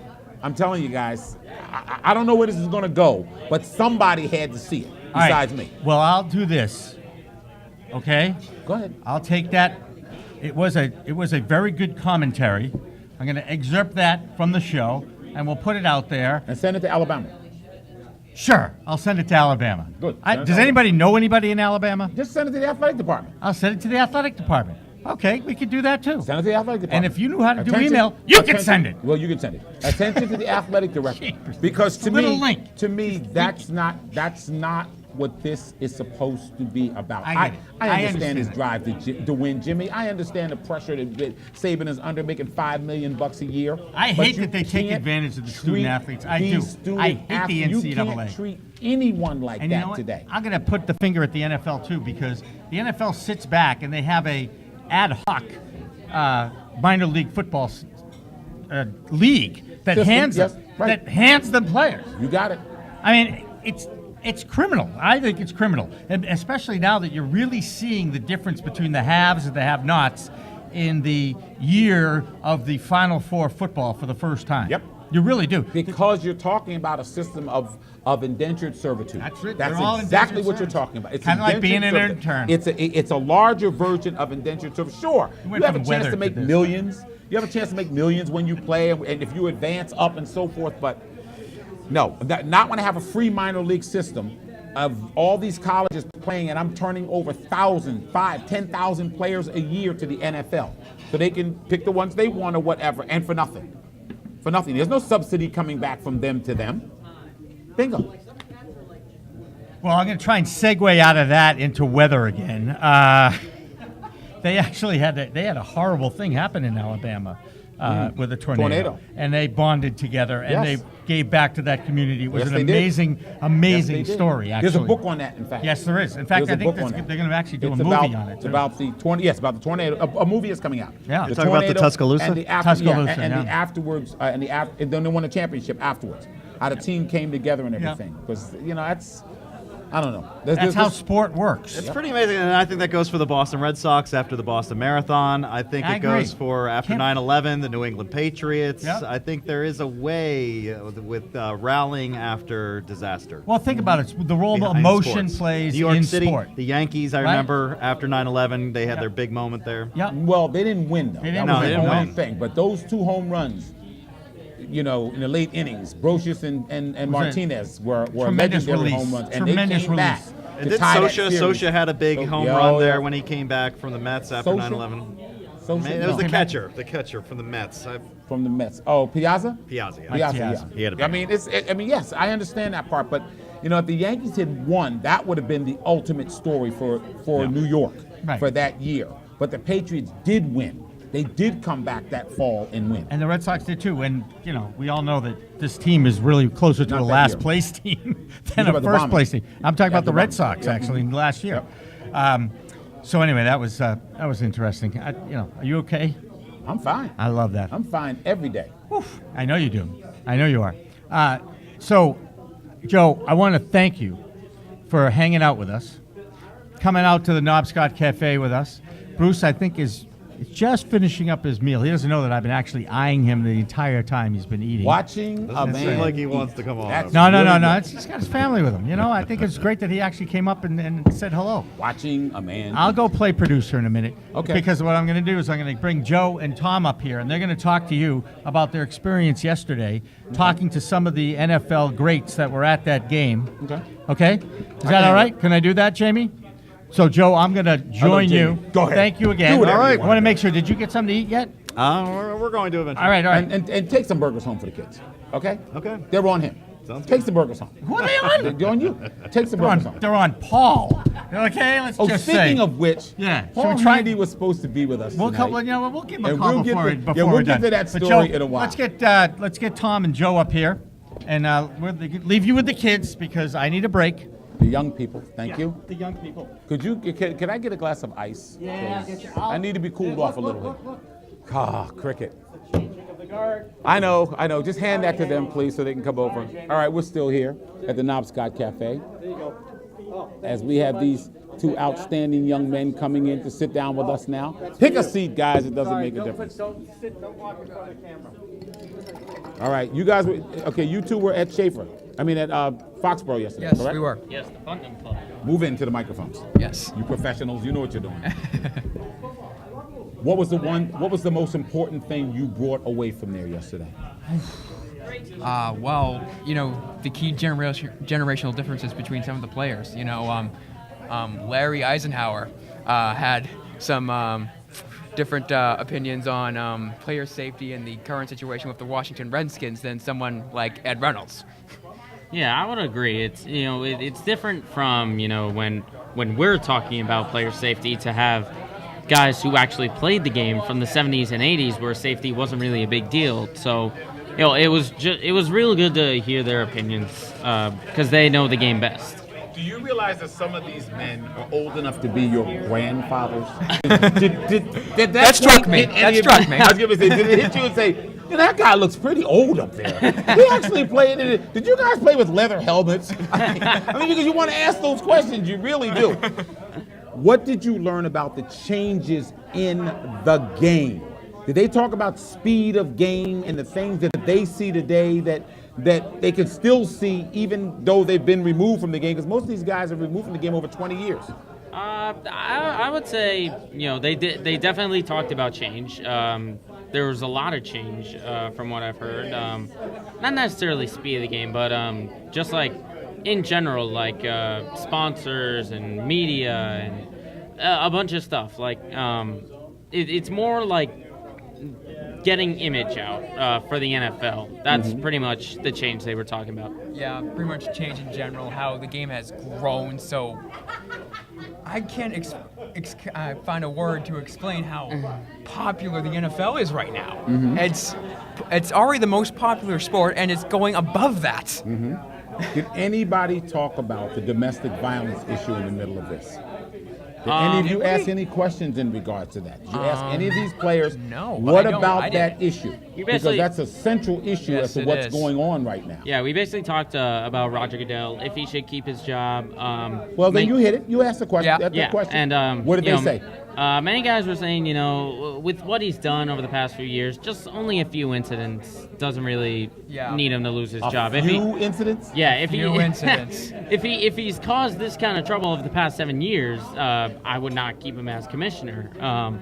But they were basically saying he's done a good job of getting the NFL's image up, good at getting the NFL money. That's really what they were all about. He's good at being the owner's puppet too. He's good at that. He's good at being the owner's puppet too. Yeah. You would probably answer a question like that. Good journalist. Now, as you look at it and you see this whole situation, now I want you to be very honest with me. When you first walked in there, which I expect you to be honest anyway, you're a journalist now, were you in awe at all? Were you a little in awe saying, wow, these guys played that long ago, and I'm starting to see these guys. Were you in awe at all? I felt they played that type of game. They played that game because the game today is much different than the game back then. Much different. Oh my God, what was the beating you guys took? I mean, great question. Did you ask him that? I did not. I'm kicking myself right now. Okay.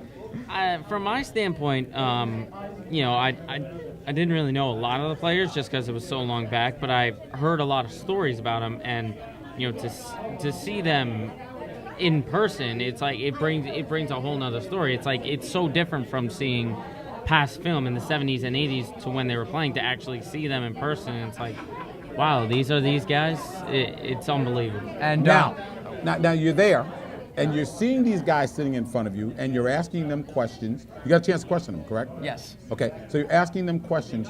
These are some of the things that, when you do this in the future, because I'm pretty sure you guys are going to probably wind up doing this in the future, these are things I want you to keep in mind. Remember, never be in awe.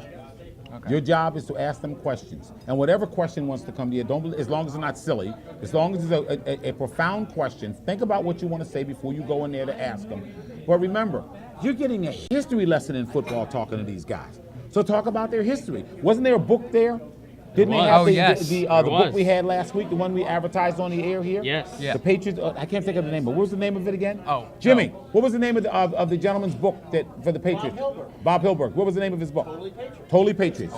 Now, that was there, right? Yes. And many of them signed it, correct? Yes. Yes. That's great. So, Mr. Hilberg, you got a signed book now. What did they think when they were looking at that book? Could you see the looks on their faces? They were shocked than ever. I'm in a book? that was like that. I'm in a book? Oh my God, somebody actually recorded while I was playing? Are you serious? That must have been That's what I got from the look on their face. They didn't actually say that. No, but I'm just saying, but you got the look. Yes. Like they opened the page, wow, who would remember that game? Who would remember Larry Caldwell turning a punt up the sideline? And it's because it's a great book. You really need to go out and get Totally Patriots. That is a great book. That is a great book. Now, who took the book there? You took the book there? Now, just about every player autographed it, right? Most of them. Yeah. That's great. That is great. And for the Patriots of the 80s, we avoided Super Bowl shuffle questions. We didn't want to go down that road. Very diplomatic journalist, too. So you didn't want to go down the road to the Super Bowl shuffle. Because you wanted to keep it on a friendly basis and make sure you got out of there with your lives. Yes. Is that correct? Because these are still some big people. Yeah. Very big people. Some of them, like Steve Nelson, Jimmy Young tells me, Steve Nelson is a normal person now. Steve Nelson had shoulders like were out to, I mean, if he walked through a door, it'd be sideways. He was so big. Now he's a normal person. But tell me about their personalities. What did you pick up about the personalities of these men? You know, Larry Eisenhower, the Wild Man, had a very fun personality. True I to really his liked talking nickname. to him. True to his nickname. Yeah, and some of these guys, their personalities are great. You know, like Larry, who we mentioned, Wild Man. Yep. You know, fits the character. And He's great. You know, just some, He fits the character. He was. Well, just believe me, Wild Man. I covered him. He was that crazy when he played, too. He was crazy. I mean, Yeah. with all caps. But he played like that. Yeah, and all these great. guys are they were so humble, you know. All they cared about was, you know, doing the best for the team, and it was great to see all of them come in one Yeah. event. It was basically like a family reunion, so it was great to see some of the greatest Patriots of all time all in one room, and to get to talk to a few was truly unbelievable. And those diehard Patriots fans in the line for autographs, their faces were just lighting up. It was just great to see. It would be like me waiting in the line for like a Bobby Orr signing. Okay. Imagine Now, me. you said a lot of people were there? You get the yeah. autograph signed? Couple Okay. thousand. Now, okay, did they span age groups, like Yes. older people Oh, too? yeah. Yes. Guys like as old as me. You can say it. Go ahead. You can say Yep. it. As old as Jimmy Myers. That's enough. Okay, you got the facts out. That's good enough. Let's leave it there. Now, all the way down to young people who didn't even know who some of these guys were, right? right. That's cool. I Yeah. like that. I like that. Watch that old remark part, though. Keep that to ourselves. Okay? But basically, as you look at this now, right? Yeah. Did you get to watch the game and everything, too? Yep. With them? Or was this game on, they were signing and games Yeah. Just on? game on. Game on. I went outside in the stadium seats to watch it on like the big screen, so I didn't really talk to the players during the game. Speaking of the game, and speaking of, Yes. because you guys were listening earlier in the program, Yes. we talked about the power ratings and where the Patriots stand. Yesterday in the first half, you cut out the Buffalo mistakes, and Buffalo's leading in that game. Because Jimmy Yeah. wants to say, oh, they had control. They did not have control of that Yes. game. Buffalo turned the ball over 3 critical times in the first half. And that's why the Patriots walked out with a 13-7 lead, wasn't it, at the half? Yeah, I If I'm right, think it was yeah. 13. Here it is. Check that out. All right. Check the halftime score right there. I think it was 13-7, 13-7. yeah. 13-7. I'm pretty sure my brain still works. Anyway, they're up 13-7, and I'm sitting there as I'm watching on my monitor in my studio going, wait a minute, hold on. You know, these guys, they haven't outplayed them, and it's a close game.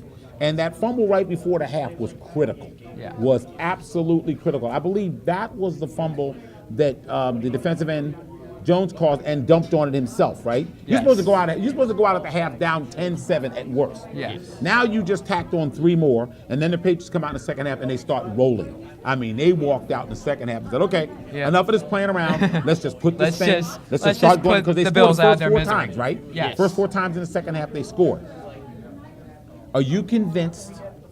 Looking at this objectively now, guys, are you really convinced that this team has hit their stride? No, because you beat the Bills and they practically handed you a lead at the half. Yeah, but the Bills give the Patriots troubles every single Yeah. year, and you know the turnovers. I'll give credit to the Patriots defense to force the turnovers Right. is pretty good. As to them hitting their stride, I think they've hit their stride, but it's not up there Really? with some of the best teams. Yeah, out because I there. was about to say if they beat any AFC East opponent yesterday, I'm really not that impressed.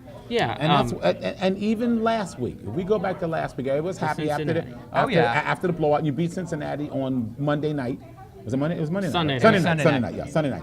Okay, but all right, you beat them on Sunday night. But I didn't see a Cincinnati team that worried me at all after the first quarter or particularly in the first half. Did you? No. Because we talked about it last Monday, remember? Yes. You said they didn't play, and they're an underachieving team. Right. So now I've got 2 victories against teams I should have beaten. I don't think there was a question. I want to wait till you see them have to play somebody that Like it's Denver in a couple 50-50, weeks. 50-50. Well, nah, but remember that's Yeah. still on this field. You Yes. got to go on the road. When you go on the road and win in Denver, you go on the road and win in Kansas City, you go on the road to Baltimore and win, then you can start talking to me Yes. about being a contender to go deep into the playoffs. You agree or disagree? I agree, because once the Patriots really show us something, what they're made of in a pressure situation, I'm not really that convinced. Yeah, and most of their past recent games have been at home. Now, I know last week was in Buffalo, but we all know the Bills easily are beaten by the Patriots. It's just they always give them trouble in like the first half, evident last week.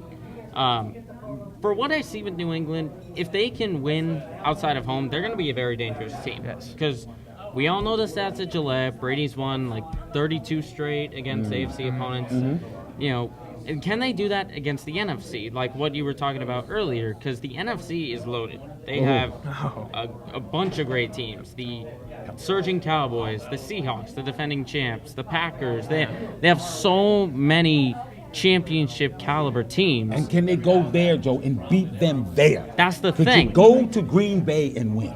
I don't think they can. You'd have a tough time going to Detroit with this team and winning. Because, see, I still think that the offensive line is nowhere near where it has to be. Brady got hit too much yesterday. I don't know about you guys. Y'all were watching it, too. Yeah. Were we watching the same game? Because Brady got hit 6 times in the first half, and he got sacked twice, if I'm right. And that's why the Stork injury was so devastating, because they finally hit their stride against Cincinnati. Now you got to reshift it. Everybody. Yes, 'Cause you have to reshift 3 or 4 different positions on the offensive line. Right, you have to reshift everybody because Stork is out, and then in the game, Connolly goes out, and you have to restock the offensive line again. You got to do it twice in a matter of 1 week and once within a game. Do you know, this is what I talk about in-game adjustments, how difficult they are. When you have to make an in-game adjustment because of an injury, like Mayo going out. Okay, 55 comes in. What's his name? 55. Jimmy gave me his name for number 55, Spiller, whatever his name is. Anyway, he comes in at linebacker, and he played okay. He didn't play Skinner. He didn't play great, but he played good enough. But next week, when I'm missing Gerard Mayo, leading tackler on the team for 4 of the last 5 years, what's that hole going to create on defense? Well, we saw what it did last year. Somebody can run at me. They can remember when he got knocked out. Teams just started running directly at the Patriots. We're not trying to run off tackle. We're going to run straight at them. We're going to go right. We're nothing around the end. We're going to run off tackle to off guard. But this is also without Vince Wilfork. And Wilfork too. And Wilfork is still in. So would they consider still running it up the middle? But is Wilfork still the same player he was a couple of years ago?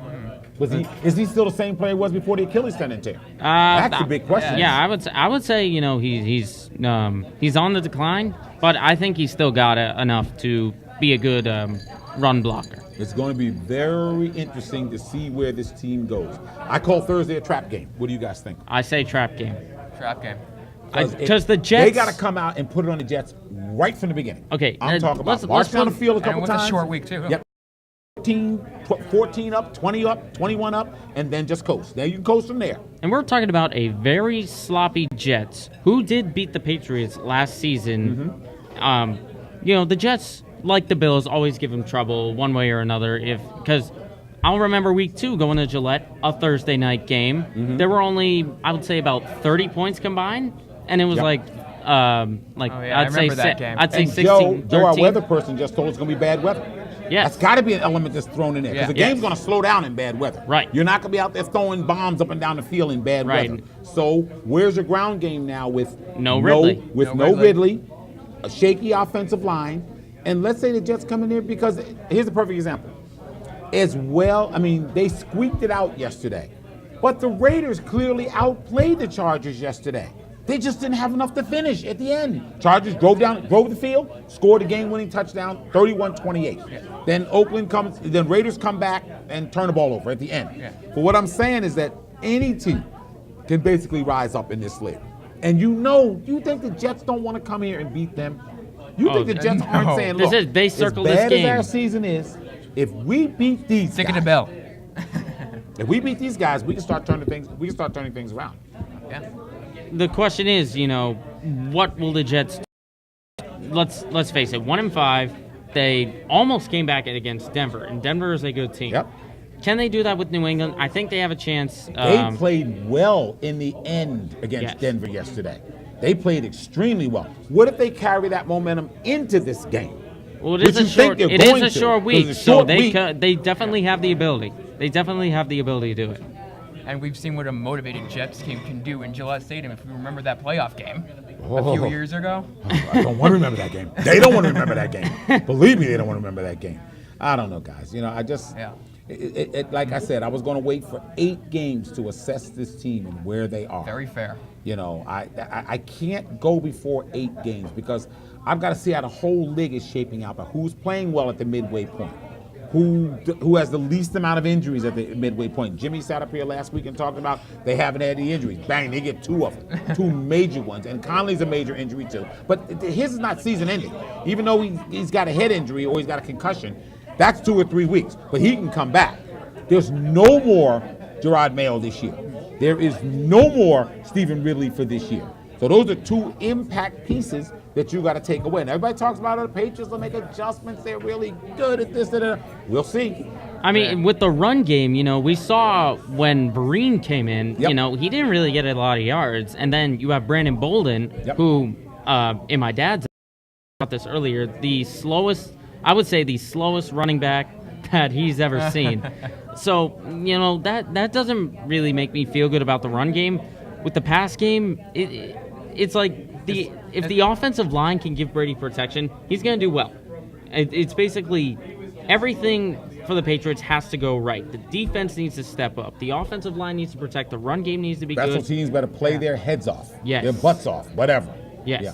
Everything I was about to say, Joe, you just stole it right from me. How dare you steal things from him? I never steal from Tom. Okay. Joe and Tom, thank you guys. Oh, no, thank you. Pleasure, Jimmy. They'll be here week to week. They're not getting out of this. They're becoming YouTube stars now. And remember, you tell all your friends so they have to watch too. Yeah, and you can drag them in here too. Yes. Just tell them to bring money. When you come, bring cash. Okay? We take cash. Burgers for cash. Got it? All right. Guys, thank you so much. Thank you so much. Now, oh, speaking of which, somebody's got Bruins. We will talk about the Bruins next time. Go. All right. Go. Get Bruce up here. See if you can. If you can, that's fine. I'd like to see if we can reach Paul. Jimmy, how do we try to reach Paul? Now, Paul Handy, the owner of this place, I'm told he's stuck in an airport down in Texas. And we're having a hard time trying to reach him because we wanted to know why he wouldn't be here tonight. He went to the Red River Classic. Well, it's really called the Red River Rivalry. Used to be called the Red River Shootout, Texas and Oklahoma. Now, he and a couple of friends went all the way down to Texas, and they were supposed to get in. They were supposed to go to the big game. They were supposed to buy tickets. They were supposed to buy tickets from scalpers because those games were sold out. They didn't get in. That's going to be the story for next week when Paul Handy comes back and we get a chance to talk to him, Jimmy Young, in regards to what happened in Texas. Off you go. No me miss. I'm not going to get in trouble here, am I? No, you will not. I promise you that. With the trouble. Good seeing you. It's always a pleasure. How you doing? I'm doing fine. How are Ladies you and doing? gentlemen, I don't have to introduce him. For any of you who know anything about New England weather, Bruce Wegler is a legend. And we don't use that word too often in this business, but it's wonderful to see. Well, sometimes you can find me underneath here, too. You never know. A legend in his own time, right? Or Look mine. out. We could get hurt. Or mine. Or mine. Bruce, we go so far back as being young men in this business and all the things that we saw growing each day in this business. How much has the business changed to you? I think the business has changed radically over the last 5, 10, 15 years, somewhere in there. I think it's really changed to the fact that, every game that's being played now is being played on so many stations, so many methods of broadcasting, that you're getting a really watering down of some of the people that you really want to be up there with and have them actually telling you exactly what's going on, because there are so many charlatans and so many people of strange persuasions who are also working at other stations, and they all have this, I've got this and I've got that. We are right down my alley. And you got to come here, stay long. You better come back so we can talk about it. So go ahead. I'm seeing people who, well, for instance, with the weather thing, we're all worried about the pending warming trend and all this kind of stuff. Guess what? You take a walk down to Boston Harbor and then maybe catch a little boat that's going out and looking at the stones along the airport runway. Okay. If you can even see the difference in the so-called warming trend, which has caused all these oceanic waters to rise, you'll be very lucky to see something that's even thicker than a piece of paper. Is the side view. You're talking about this way. Yeah, seeing it go up. Oh yeah, that's really gotten that's really gotten deep now. Jeez. I can tell the world is changing because it just. Yeah, we're all gonna die. Oh man. So I'm seeing a lot of this kind of thing attached not only to the weather, but I'm seeing it attached to various empires that may exist in the headquarters of this mayor or that mayor, and all these Politics, various groups. news, just about everything. Everything is affected. Really? And it's driving me nuts because there are so many people that are playing so many games with all these different things that I'd like to take them all and just, well, That's one. I can be prosecuted for that. No, this is so refreshing because it's one of the reasons why, even after being in this business 46 years, I still find myself doing it differently than other people. I still want to do it the way I was taught to do it. Yeah. I was taught to do it by people who knew what they were doing, Bruce. That's right. And whether you can call me old-fashioned from the Edward R. Murrow School all the way down through Walter Cronkite, there was a way to do something, and it was a way to do it right. And it goes deeper than just all of the stuff that's existing nowadays. It goes deeper than that, and you have experienced the deepness of it, and therefore you have the ability to play that game as opposed to the people who are now winging it in here, and then, well, we're going over here now, and then another 2 years I'm going to be going over here, and then all of a sudden you're wondering, what are these people talking about? Because they all have these different opinions that vary with the year or whoever they're working for. I would have loved to have challenged any of these. I'd love to challenge them now, Bruce. NFL Network, NBA Network, Hockey Network, Football Network. I don't get baseball. I don't care what sport it is. I can challenge any one of these network guys now, still, because I know the history and I've studied from where they won't go back to, even past today. Yeah. Do you find the same thing when you're sitting there watching somebody do what you did for the better part of 40 years? It's hard. It's got to be hard for you to watch these people today. There are a lot of people. I'm not just tearing them down. There are a few that I'm not disturbed by. Yep. There are many that I am disturbed by, and all I can say is that a television dial is a great thing to have. I can change that channel when I want to. And remember, they didn't have remote nowadays. Yeah, exactly. And people lived on that. Yeah. Bruce, think about this. You worked in the halcyon days of Channel 4. I worked in the halcyon days of Channel 4. And all of the things that we learned, all the people that taught us the business. And before you left, you were some of those same people the business. I know you're asked to speak. I know you come and speak about this and so forth. What is the difference from what you see today of the young people coming out? You just touched on a little bit as to when you came out. When you first came out, look how hard it was to get to where you got to, and you were able to sustain and stay there for a long time. What was the secret of that to you? Well, the secret of that was to have a lot of knowledge about various aspects of the environment, the world around you, and all this kind of stuff. There are a lot of people nowadays who are, say, going on in meteorology, who have taken a few courses at Dumbsville, USA, and they're suddenly out there squawking about this or that, and what they're talking about doesn't exist, yet they play it as something that does exist. And that bothers me because I would like to see them counter held in a counter kind of way. Okay, held accountable for what they're saying. And not only hold them accountable, but wheel around and look at the other side and say, are you sure you're not looking at this over here rather than this? Are you sure the globe didn't just spin the other way and you just missed everything? Exactly, yeah, exactly. That's what I'm getting at. What was the best part of your job every day? The best part was taking the approach of a storm system, be it winter or summer, and analyzing it as best I could, and then coming out with what I would believe to be the result of this occurring. Mm-hmm. And I'd like to pat myself on the back a little bit anyway, because a lot of times I could look at something that was happening, and after analyzing it with all my training, et cetera, that I would come out with a forecast that was going to be far more valid than the forecasts that were being issued by other people who were really having trouble tying their shoes. I hear you. And for dominating it for 40 plus years, what are you doing today very quickly so people know? Well, first of all, I'm mostly retired. I'm 72. And God love him. I've been doing a lot of things, but I sailed catamarans from Tahiti to out near Pitcairn Island, investigating. I'm not going with you. I'm not getting on your boat. Go ahead. And evaluating various people's living in these various islands, how they were surviving, what they were surviving, and then also had a bunch of scientists from around the world who were learning about not only the ocean but also the atmosphere and the changes in the aspects of the atmosphere, changes in how you're viewing solar eclipses, that kind of thing. So, that was exciting. And doing some of these occasionally exciting things has always been fun.